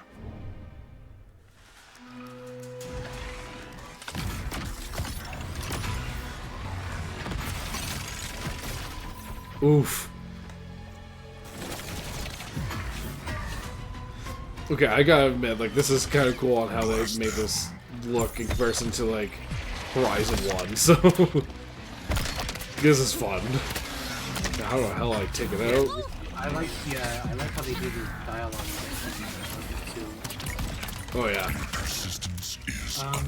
To answer your question, I do feel like it becomes more interesting because I think it's the same thing with, like, debating the comics of, like, peak Iron Man versus peak Batman. I'm like, it's not really interesting because Iron Man has always been, like, upgrading every single thing you see him in. He basically upgrades himself, right? Yeah. Whereas Batman is like, his main thing is like being a detective and being a martial artist. Point still in place. Tech-wise, it's like, yeah, you may have a new gadget, but it's nothing like insane. Outside of like the Hellbat suit or something like that, or like the Justice League Buster suit. Yeah. So that's why I figured is like make it a little bit more different because like obviously like if I was a case of just picking suits, then like obviously like you just pick whatever suit you want and be like, oh yeah, this one would totally beat Iron, like, you know, Batman versus like the Hulkbuster. Yeah, that could be a tough fight there. So yeah, if you like, if we're if we're doing the Busters, the Justice League Buster versus the Hulkbuster, that would be pretty cool. If we're talking like, okay, like MCU Mark III, because I actually really liked Iron Man more early on in the MCU. I feel like the Mark III through 5, which I believe would be Iron Man activate very excessive 1 force to protocols. the first Avengers movie. yeah. Because I think he introduced, I think Mark III was the one he used at the end of the first Iron Man movie. When he fought Iron Man. Mark 3 and 4 were in Iron Man 2. And then I think he had Mark 5 by the time of the first thing, if I'm remembering correctly. Yeah. Because I think Mark 4 was the one where he had it in a suitcase, and then I think Mark 5 was when he got the new... Or Mark... I'm sorry, Mark... Oh, wait, no. It would be Mark 6 and Avengers. Yeah. 1. Yeah, and like... sorry. And like, I think it's... Yeah, I think it's hard to kind of, like, compare suits to, like, Batman type of thing, because, like, obviously, like... Yeah. Because if you think about it, and I think that's why it makes it tough, so it's why I was figuring it's like, okay, if we break it down to, like, you know, actual Batman versus... Sorry, like, one particular Batman versus, like, one particular version of Tony, I think that might make things a little bit easier, maybe, so... Yeah. It's tough because Iron Man just gets so advanced so quickly. You know what I mean? Yeah. like if you're comparing his very first one, like the very first version of Iron Man, where it's like he built the suit in 3. It's like, okay, that guy is competent to a lot of the Batman. But like once you get beyond that into like any of the suits he builds, like he's basically immune to EMPs like almost right off the bat. Yeah. And that would be one of Batman's first like that weak part isn't so weak. I'm trying to think of one that would be like a good comparison. Because like in my opinion, my favorite like portrayal of Iron Man was honestly I know it's an unpopular opinion, but I really liked Iron Man 2. Good hit. Yeah. Hit a few more in the same spot. I'm trying to think because like the best portrayal of Batman in my opinion was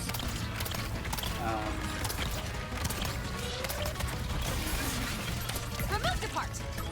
it was probably like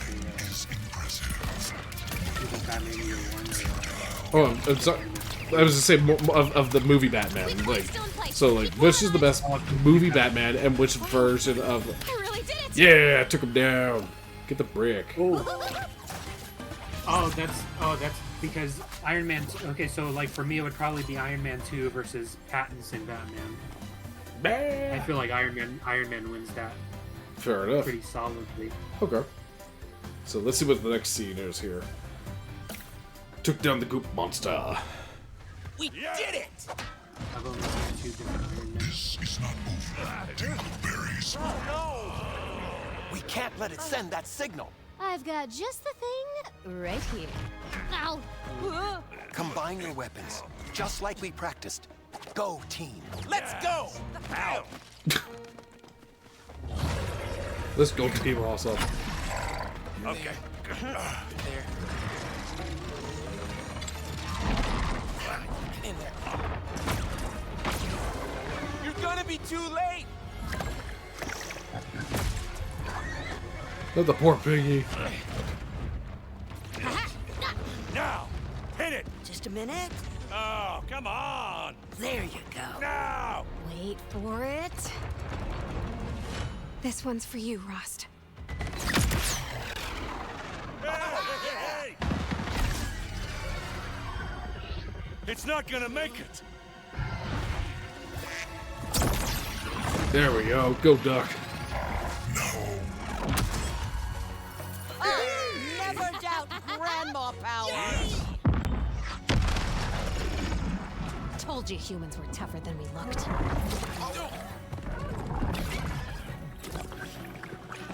Yeah, we saved the piggy. And so, with the great evil vanquished by Aloy's comically oversized arrow, and so, with the great evil vanquished by Aloy's comically oversized arrow, the good guys had won, and the restoration of the natural world was magnificent to behold.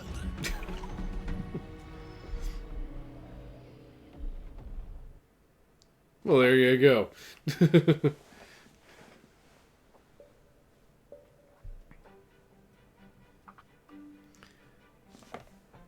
Is that the end of the game? I'm wondering because, like, this was like the last full mission, so. I can't believe it. But yeah, who do you think are really the 2 over, best? isn't it? Thanks to Which him, ones would my you child. put against each other? That is one quest ends, another begins. Preparing for the greatest party in the history of Mother's heart. I can't wait. But first, there's someone I need to say goodbye to. Hello? Elizabeth? I guess you're gone for good. You know, when I met you, I really hoped I'd found my mom. That's dumb, right? You'd be like, what, 1,000 years old? Take me down, you wingnuts. I am not We'll dancing. see about that. You can't make me. Come on, Aloy, don't miss the party! But it's okay. I have a home now. A family. I sure did want to say, I love you, Mom, to someone. Like my actual mom, not Rost in his frilly apron. But that's never gonna happen. So, bye. Mom, protocol enacted. My dear! I love you, Mom, is of course the password. I knew you'd figure it out. A hidden message. If you're hearing this, it probably means the world is safe. Hooray! Yay! And you realized we share more than just our good looks. You are a part of me, created from a strand of my hair. Just some amazingly tricky science that lets you create new life. I'll tell you all about it someday. So we are related? You really are my mom? I have 2 questions. 1, would you mind if I called you daughter? And 2, can we have a hollow hug? Aww. I love you, Mom. Aloy, you gotta see this! Tirsa's dancing! Now go celebrate! I will be here whenever you need me. And don't you stay out too late, young lady. Yes, Mom. Come on! Yeah. It's a good party there. Oh, yeah! Yeah! Uh-huh! Oh, it's good to see Aloy celebrating with her friends. I had a feeling she would. Lego dancing is so much fun. You didn't think I'd agree to narrate this story if it didn't have a happy ending, did you? All that's left to say is goodbye. And thank you for helping us save the world.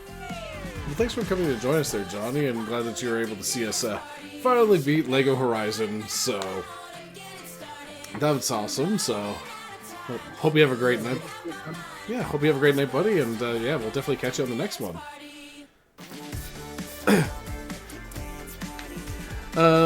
Actually, before getting into the question you asked there, Caden, you know, actually, it was kind of cool to finally beat this, so yeah, you know, it would be, you know, honestly, not a super long game, but definitely a lot of fun for it, so something simple and right to the point type of thing, so. Yeah, it's always nice, too, especially in between, like, the really big games like Cyberpunk and Witcher. Oh, yeah. Well, having something more well, like, honestly, this was like a great palate cleanser for me because, like, just coming off of playing Final Fantasy VII Rebirth, and that took up, like, 120 hours worth of game time, it's like, ugh. So to kind of come back to something that's a little bit shorter and something that's a little more fun, I think that this was a nice touch to get into for that, so. But, I know there's still some other things I can unlock with it, but, yeah. Overall, great time, and, you know, why give this game, like, a perfect 10 out of 10? Yeah, probably not, but, like, honestly, for what it had in the story, it definitely is a good little game, so. But, to kind of go back to your question there, Caden, while the credits are kind of rolling there, I think, I would go with... I was picking between...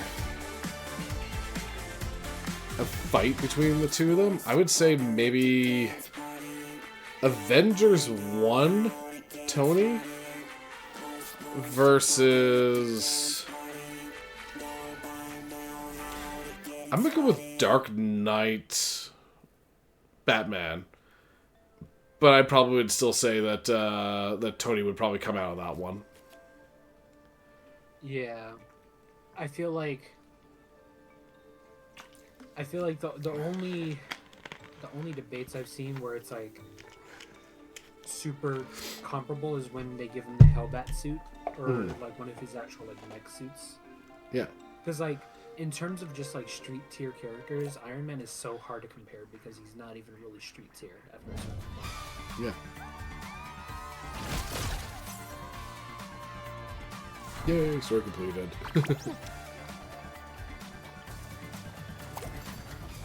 Right. Yeah, like it's definitely hard to compare them against each other, so you know, and especially I'm trying to think of like other billionaire characters too, and I feel like Iron Man is just so out there with the shit that he does. Even Amazing what a fresh brick of paint can do. Just his ability to fly alone puts him above so many characters. yeah. Just like playing Anthem. Yeah. Yeah.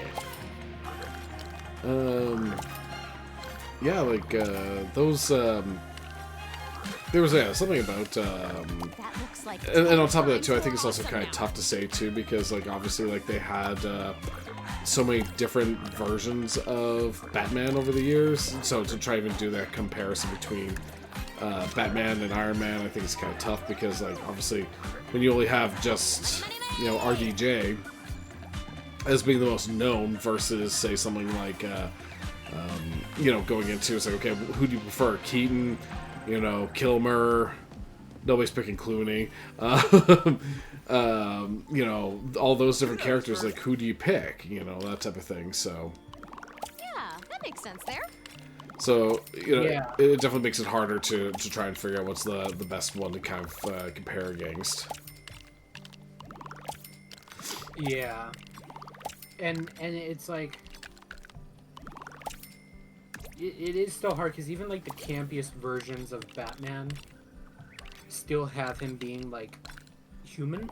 Yeah. Always leave a place better than you you know, found. so it's like... Hey, another trophy, kid. Nice. Nice. Yeah, so it's kind of hard to compare him to anybody who has, like, power sets, you know? Yeah. Because it's like, yeah, you can give him prep time, but it's like, at the end of the day, it's like if you give both characters prep time, it kind of negates it. It's kind of unfair to say, like, oh, one character gets prep time over the other. Yeah. You know?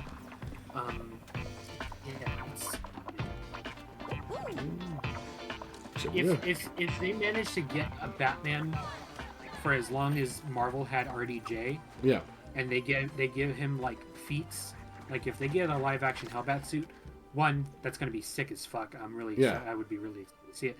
But like also, I think that's the only time where you're gonna have a Batman that has the physical feats to compare with somebody like Iron Man, who basically becomes a flying tank. Yeah. In like 30 minutes of his movie, you know what I mean? Yeah.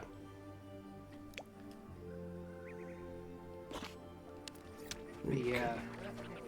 One of the Once an outsider, questions I but really now liked no was more. I think you were there in message stream when John asked Master Chief versus Doom guy. Ooh. Yeah. Which I felt was another one where I was like, I feel like the answer is still pretty clear, but I feel like that's also like legitimately still a fight too, you know? Yeah. Yeah, that's a tough one to say which one would be there, like who would win in that fight type of thing. So it's like Doom guy has. Okay, but there better be donuts. I was gonna say Doom guy would just like kind of mess people up, you know, obviously. So, ooh, that's really tough to say. I said personally, I said Doom guy just because, like the Doom, especially like Doom Slayer, like the new games. Yeah. Dude just becomes insanely fucking powerful. Yeah. Like, it's like anime levels. I'm like, holy shit. I always thought that the really interesting question was Doom guy versus Kratos. And that's what I had said in the stream. Because I was like, Chief is really, really cool. Yeah. I think if you compare like Spartans to like Warhammer characters, I don't know how into Warhammer you got. I'm sort of new to it, but like, I feel like Master Chief versus like a Space Marine would be a pretty cool fight. Yeah, that'd be pretty dope to see something like that. So.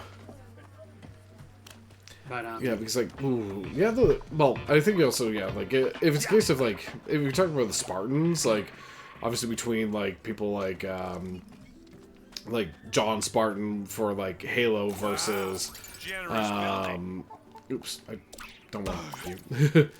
John Spartan versus like you know, what's his name, versus like Doom guy, like it's that's kind of tough to even like compare to, because like obviously like or actually would you be even compared against what's it called,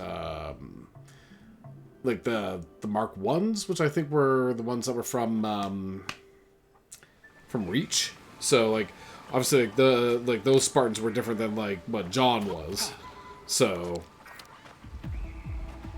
because like because wasn't John like the best one until Halo 5? As far as I know, yeah. Like it was like because you were like the Spartan, you know. Yeah. How great is smashing stuff? Oh, of course, one just like dropped around my head. I don't know if you saw that. By the way, how's your game been going? I haven't been meaning to ask. Oh, I'm just watching your stream right now. Oh, fair enough. Yeah, I'm just trying to just unlock a bit more here and see what else I can kind of do for completionist here, because like right now I'm like sitting about I think it's 87% complete the game. These are for trophies for platinum. So kind of interesting. Oh. Before I forget, yep. I don't know if you're looking for new podcasts, but I was thinking about it since we were talking about like who would win scenarios. Yep. Dynamic Duel. They're two brothers who do like fights between Marvel and DC characters. Ooh. Really good podcast. Their most recent one was Monitor versus Watcher. But they've done a lot of really good ones though. Yeah. That'd be interesting. And they use the Monte Carlo method from I think it was Deadliest Warrior. Yep. Which makes it even more interesting in my opinion, because good hit. Gotta keep it up. Yeah. Almost like Death Battle. But yeah, it's really cool.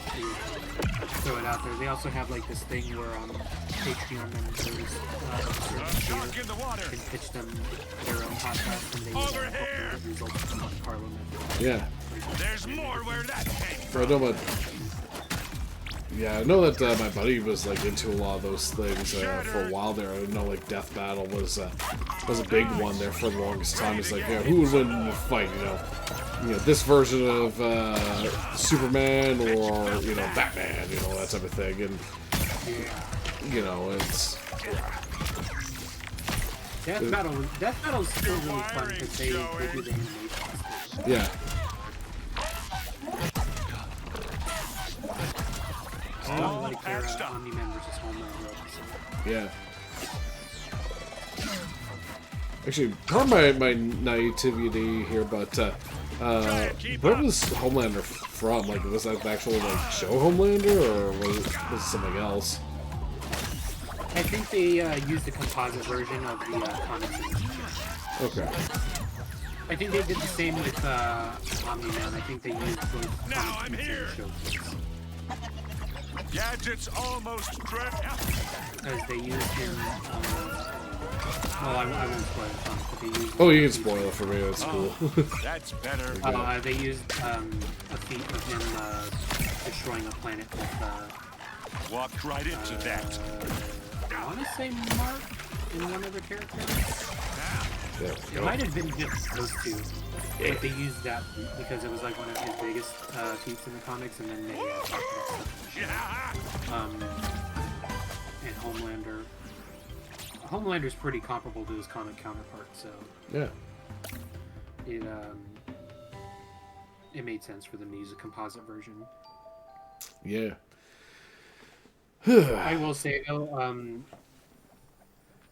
if you watch The Boys, you can skip out of the comic. Fair enough. This is kind of crazy. I recommend the Invincible comic though. The Invincible comic's really good, but The Boys is just, it was gross. That's crazy. Sorry, I'm just looking at all this. Is like, all the levels are pretty much almost complete. The only thing I have to do is just do like, I think one more of the Apex missions, because like how many Apex blocks are there here? It's just out here. I got 2 more cauldrons I have to beat. Gold brick. Oh, there's still 40 more gold bricks. Oh, it's the Apex bricks. So I have 2 more. It means there are 4 more of those ones. Yikes. It's like, do I actually want to push through for completionists on this? Okay. How far are you? Are you past like 40%? For the game, yeah, like if I come back here, it says that right now I'm like progression, I'm at 77%. Like the main story I've beaten, it's all like the small stuff there. So like story ones, yeah, I've done 23 there. The Apex bricks are like the tougher battles, and then would be just trying to get some of the last little bits. Like the cauldrons are missions. Let me see here. I don't have a whole lot of cash. How much are these upgrades? Wow, generous building. Oh man, I accidentally called Tirsa mommy. Oops. Oh, I could have upgraded all this other stuff too?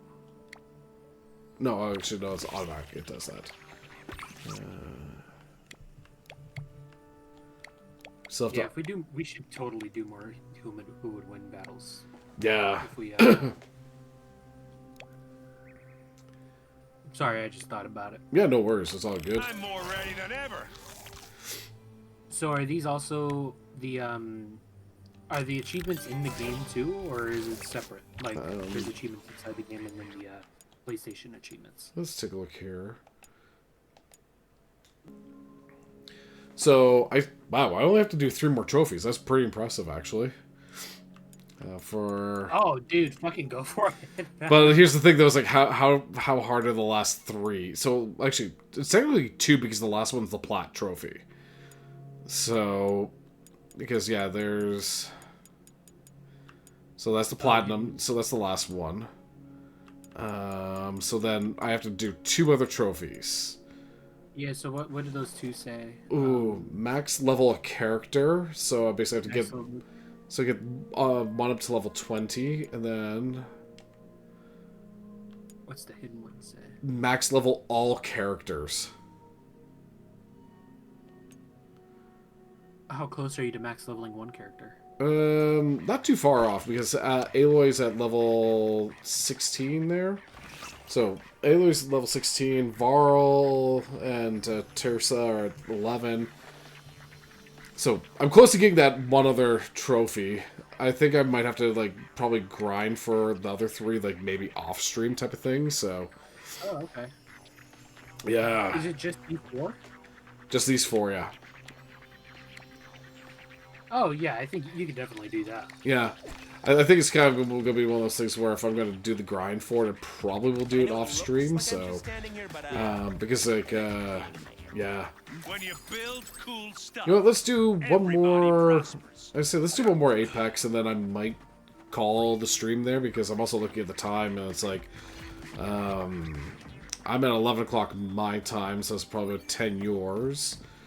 Oh, yeah. I think everybody that normally that I kind of know is mainly back from, like, Pert's time zone, so it's like 1 o'clock in the morning over there, so... Gift that keeps on. Oh, yeah, they're probably all knocked out. Oh, yeah, 100%, so... If it ain't broke, break Actually, yeah, so actually that's who that other Ness person was, is actually someone that I've known for quite a while, too, so... Oh, we have 2 Nesses. Yeah, so it was another Ness that was at the beginning of the stream. Let me see here. It was... Let's see here. Just I had to go all the way back up to the top here. Oh, wow. There's a lot of chats tonight. I think we've actually surpassed where like the beginning of our chat was. Unless... Do I go back to... That's in Twitch. Let's go back to OBS and see if it shows. No. Yeah, so it's Ness 18, I believe it is. He's a buddy that used to go. He used to work at a shop that I used to go to. So, very good guy. I've known him now for years now, actually. Actually, even like think about things like knowing Part too is like I've known her now for almost a decade now. Oh, thanks. Yeah, we've known each other for almost a decade now, type of thing. So the more how great I bet her. She puts up with me. Nah, just kidding. But yeah, we've been pretty close friends for a long time. So. All right. Gotta find a way to turn that terminal on. Nah. Die. Oh. When I say die, not me. You. Die. See, granted, like, actually, of all the characters, like, it's really cool that they've got them all kind of balanced out.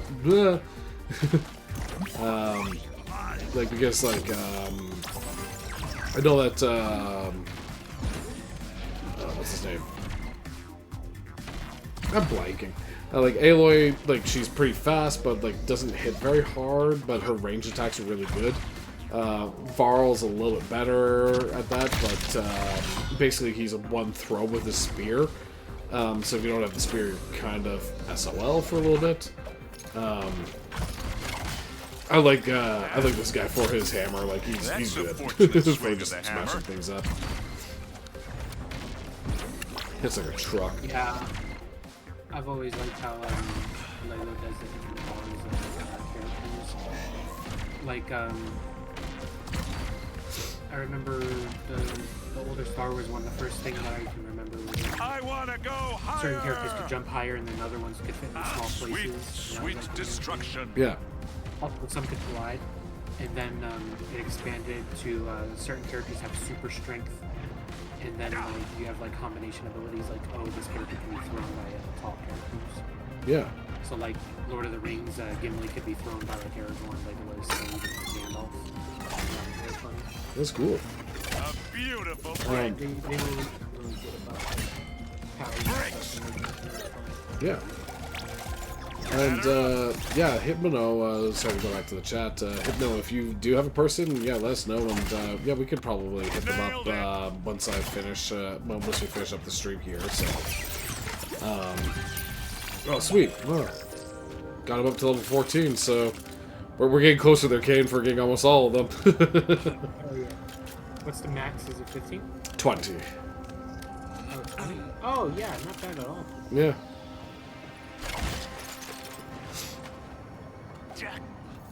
I wish PlayStation had like gamer score like Xbox, where it's like you have like an overlapping score with all your games. I always liked that idea, even though you never really got anything from gamer score. More pieces to play with. Oh, exactly. Days to look around. So by the way, what you got planned up for streaming this week? Do you have many more days that you're gonna be doing some stuff this week, or? Stream wise,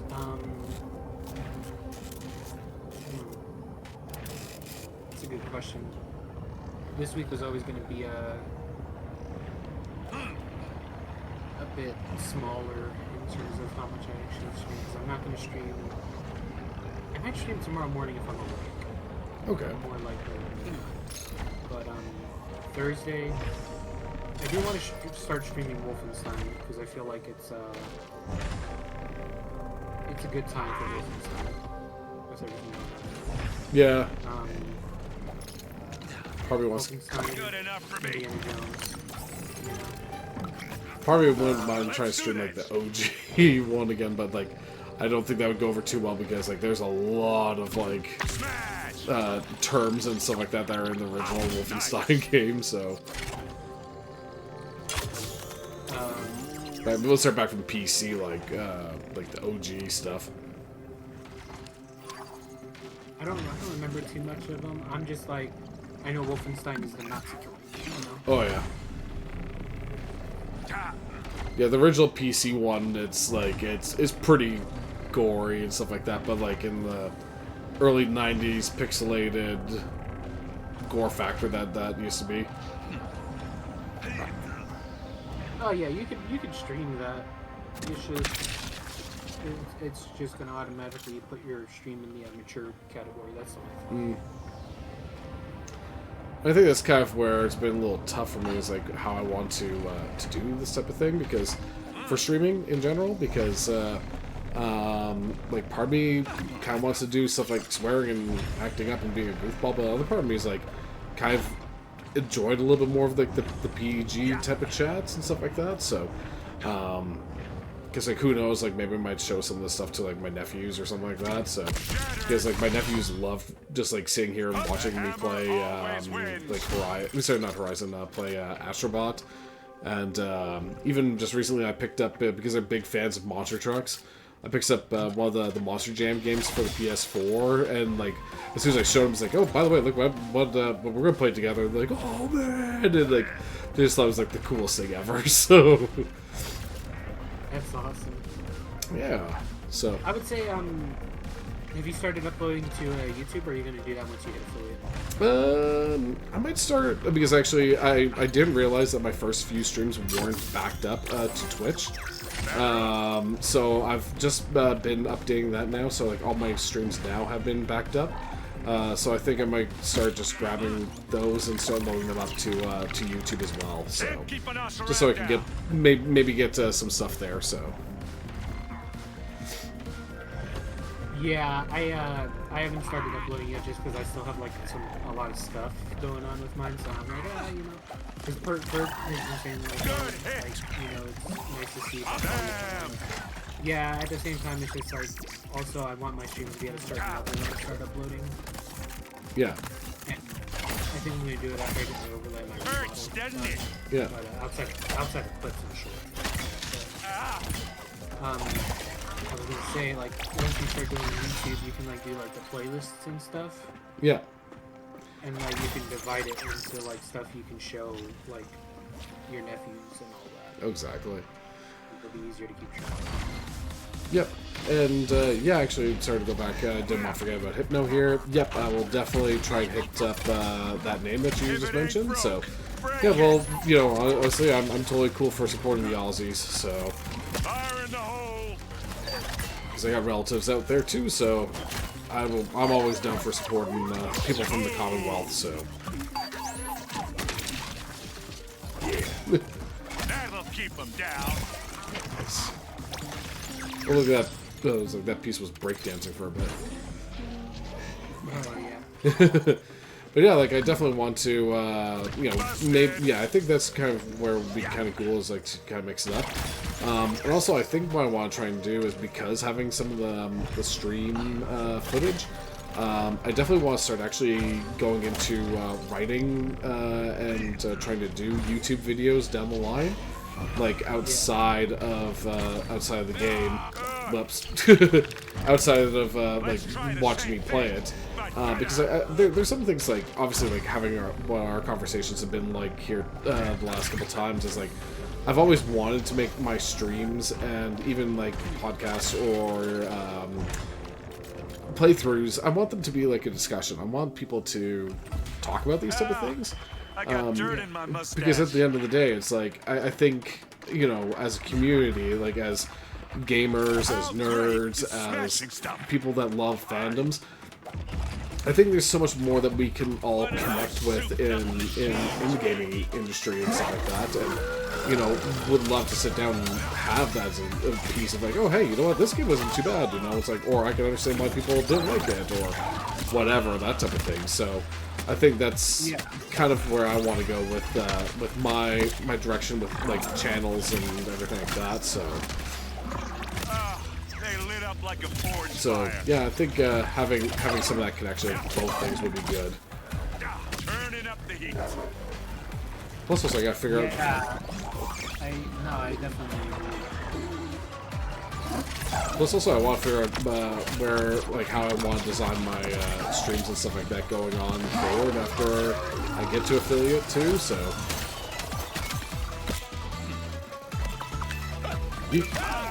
Light 'em up. Scared? Yeah, you should be. Hey, hands off! It's funny picking up the enemies and using them against each other.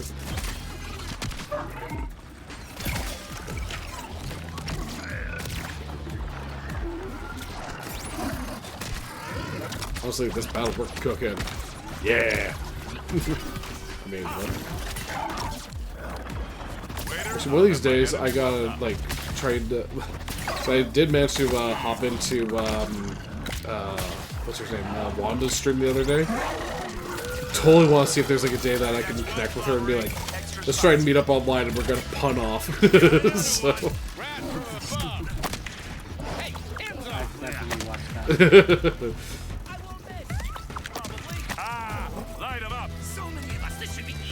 But yeah, her stuff is fun too. So yeah, we win. All right, our tokens. Yeah, I think today was also a really good test too, especially with like the technical side of the thing from earlier. Yeah, and now kind of knowing like how we would kind of get past that, so I think we should be good for maybe next time, and possibly looking at like what we're going to do next for streams and stuff like that. So yeah, we'll definitely be more prepared to handle it. And then on top of that too, I think we should probably have a good conversation about like if there's any games that we find like either on PC or on PlayStation, and see what we can try and jump into and see what we can do together. If there's like other things that we catch, if you have any ideas. So yeah, I had something. The hammer always wins. Start writing stuff down. When you build cool stuff, everybody prospers. Hey there. It's all good. I know Turok was one. Well, that could be interesting. Oh, there's I forgot. Yeah, there's a new Turok coming out soon. Yeah, and it actually looks pretty sick. Yeah. Okay, actually this upgrade should help me try and get that trophy faster. Because earn more XP when you use the environment to defeat enemies. So, because we want more XP, that's the big thing. So, alright. Well, I think with that, I think I'm good to call it a night there, Caden, for the stream at least. Unless there's anything else you want to add for tonight, or... Nah, I feel like today was really fun, really chill. Yeah.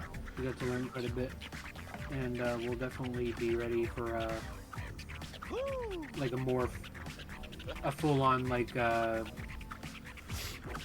what's the fucking word? Collab, like or... a full-on full-on collab and a full-on like joint stream next time. Oh, exactly. I think it'll be super sick. Because like, honestly, I think this was like a good run through, and definitely had some cool moments and stuff like that. So yeah, a really good trial run for sure as well. Yeah. Well, I was gonna normally put my stream ending screen, but like I just don't know with my OBS if it'll cut you off, so I'm just gonna leave it as is while I look for our raider. So the channel that we're going to raid. So, but I don't know if you want to add in anything here, but I want to say thanks to everybody who did come out, and it was a lot of fun here. So. Yeah, this is a great time. Thank you for having me. Yeah, well, thanks for joining in together tonight. So. Let's go take a look here. So here I am. Yes. Okay. I think Bins is playing some Death Stranding, so let's hop in there. Let's say hello, and yeah, let's give some love there. So thanks Hypno for the for the recommendation, and yeah, we'll definitely catch you on the next one. And thanks, Hypno, for coming in, buddy, so... Yeah, good to see you, Hypno. Yeah.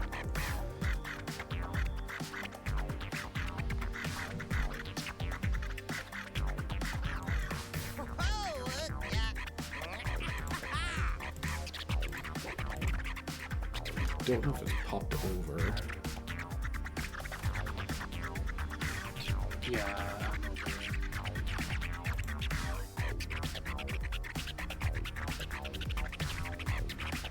Oh my! Oh, I was gonna say, you hit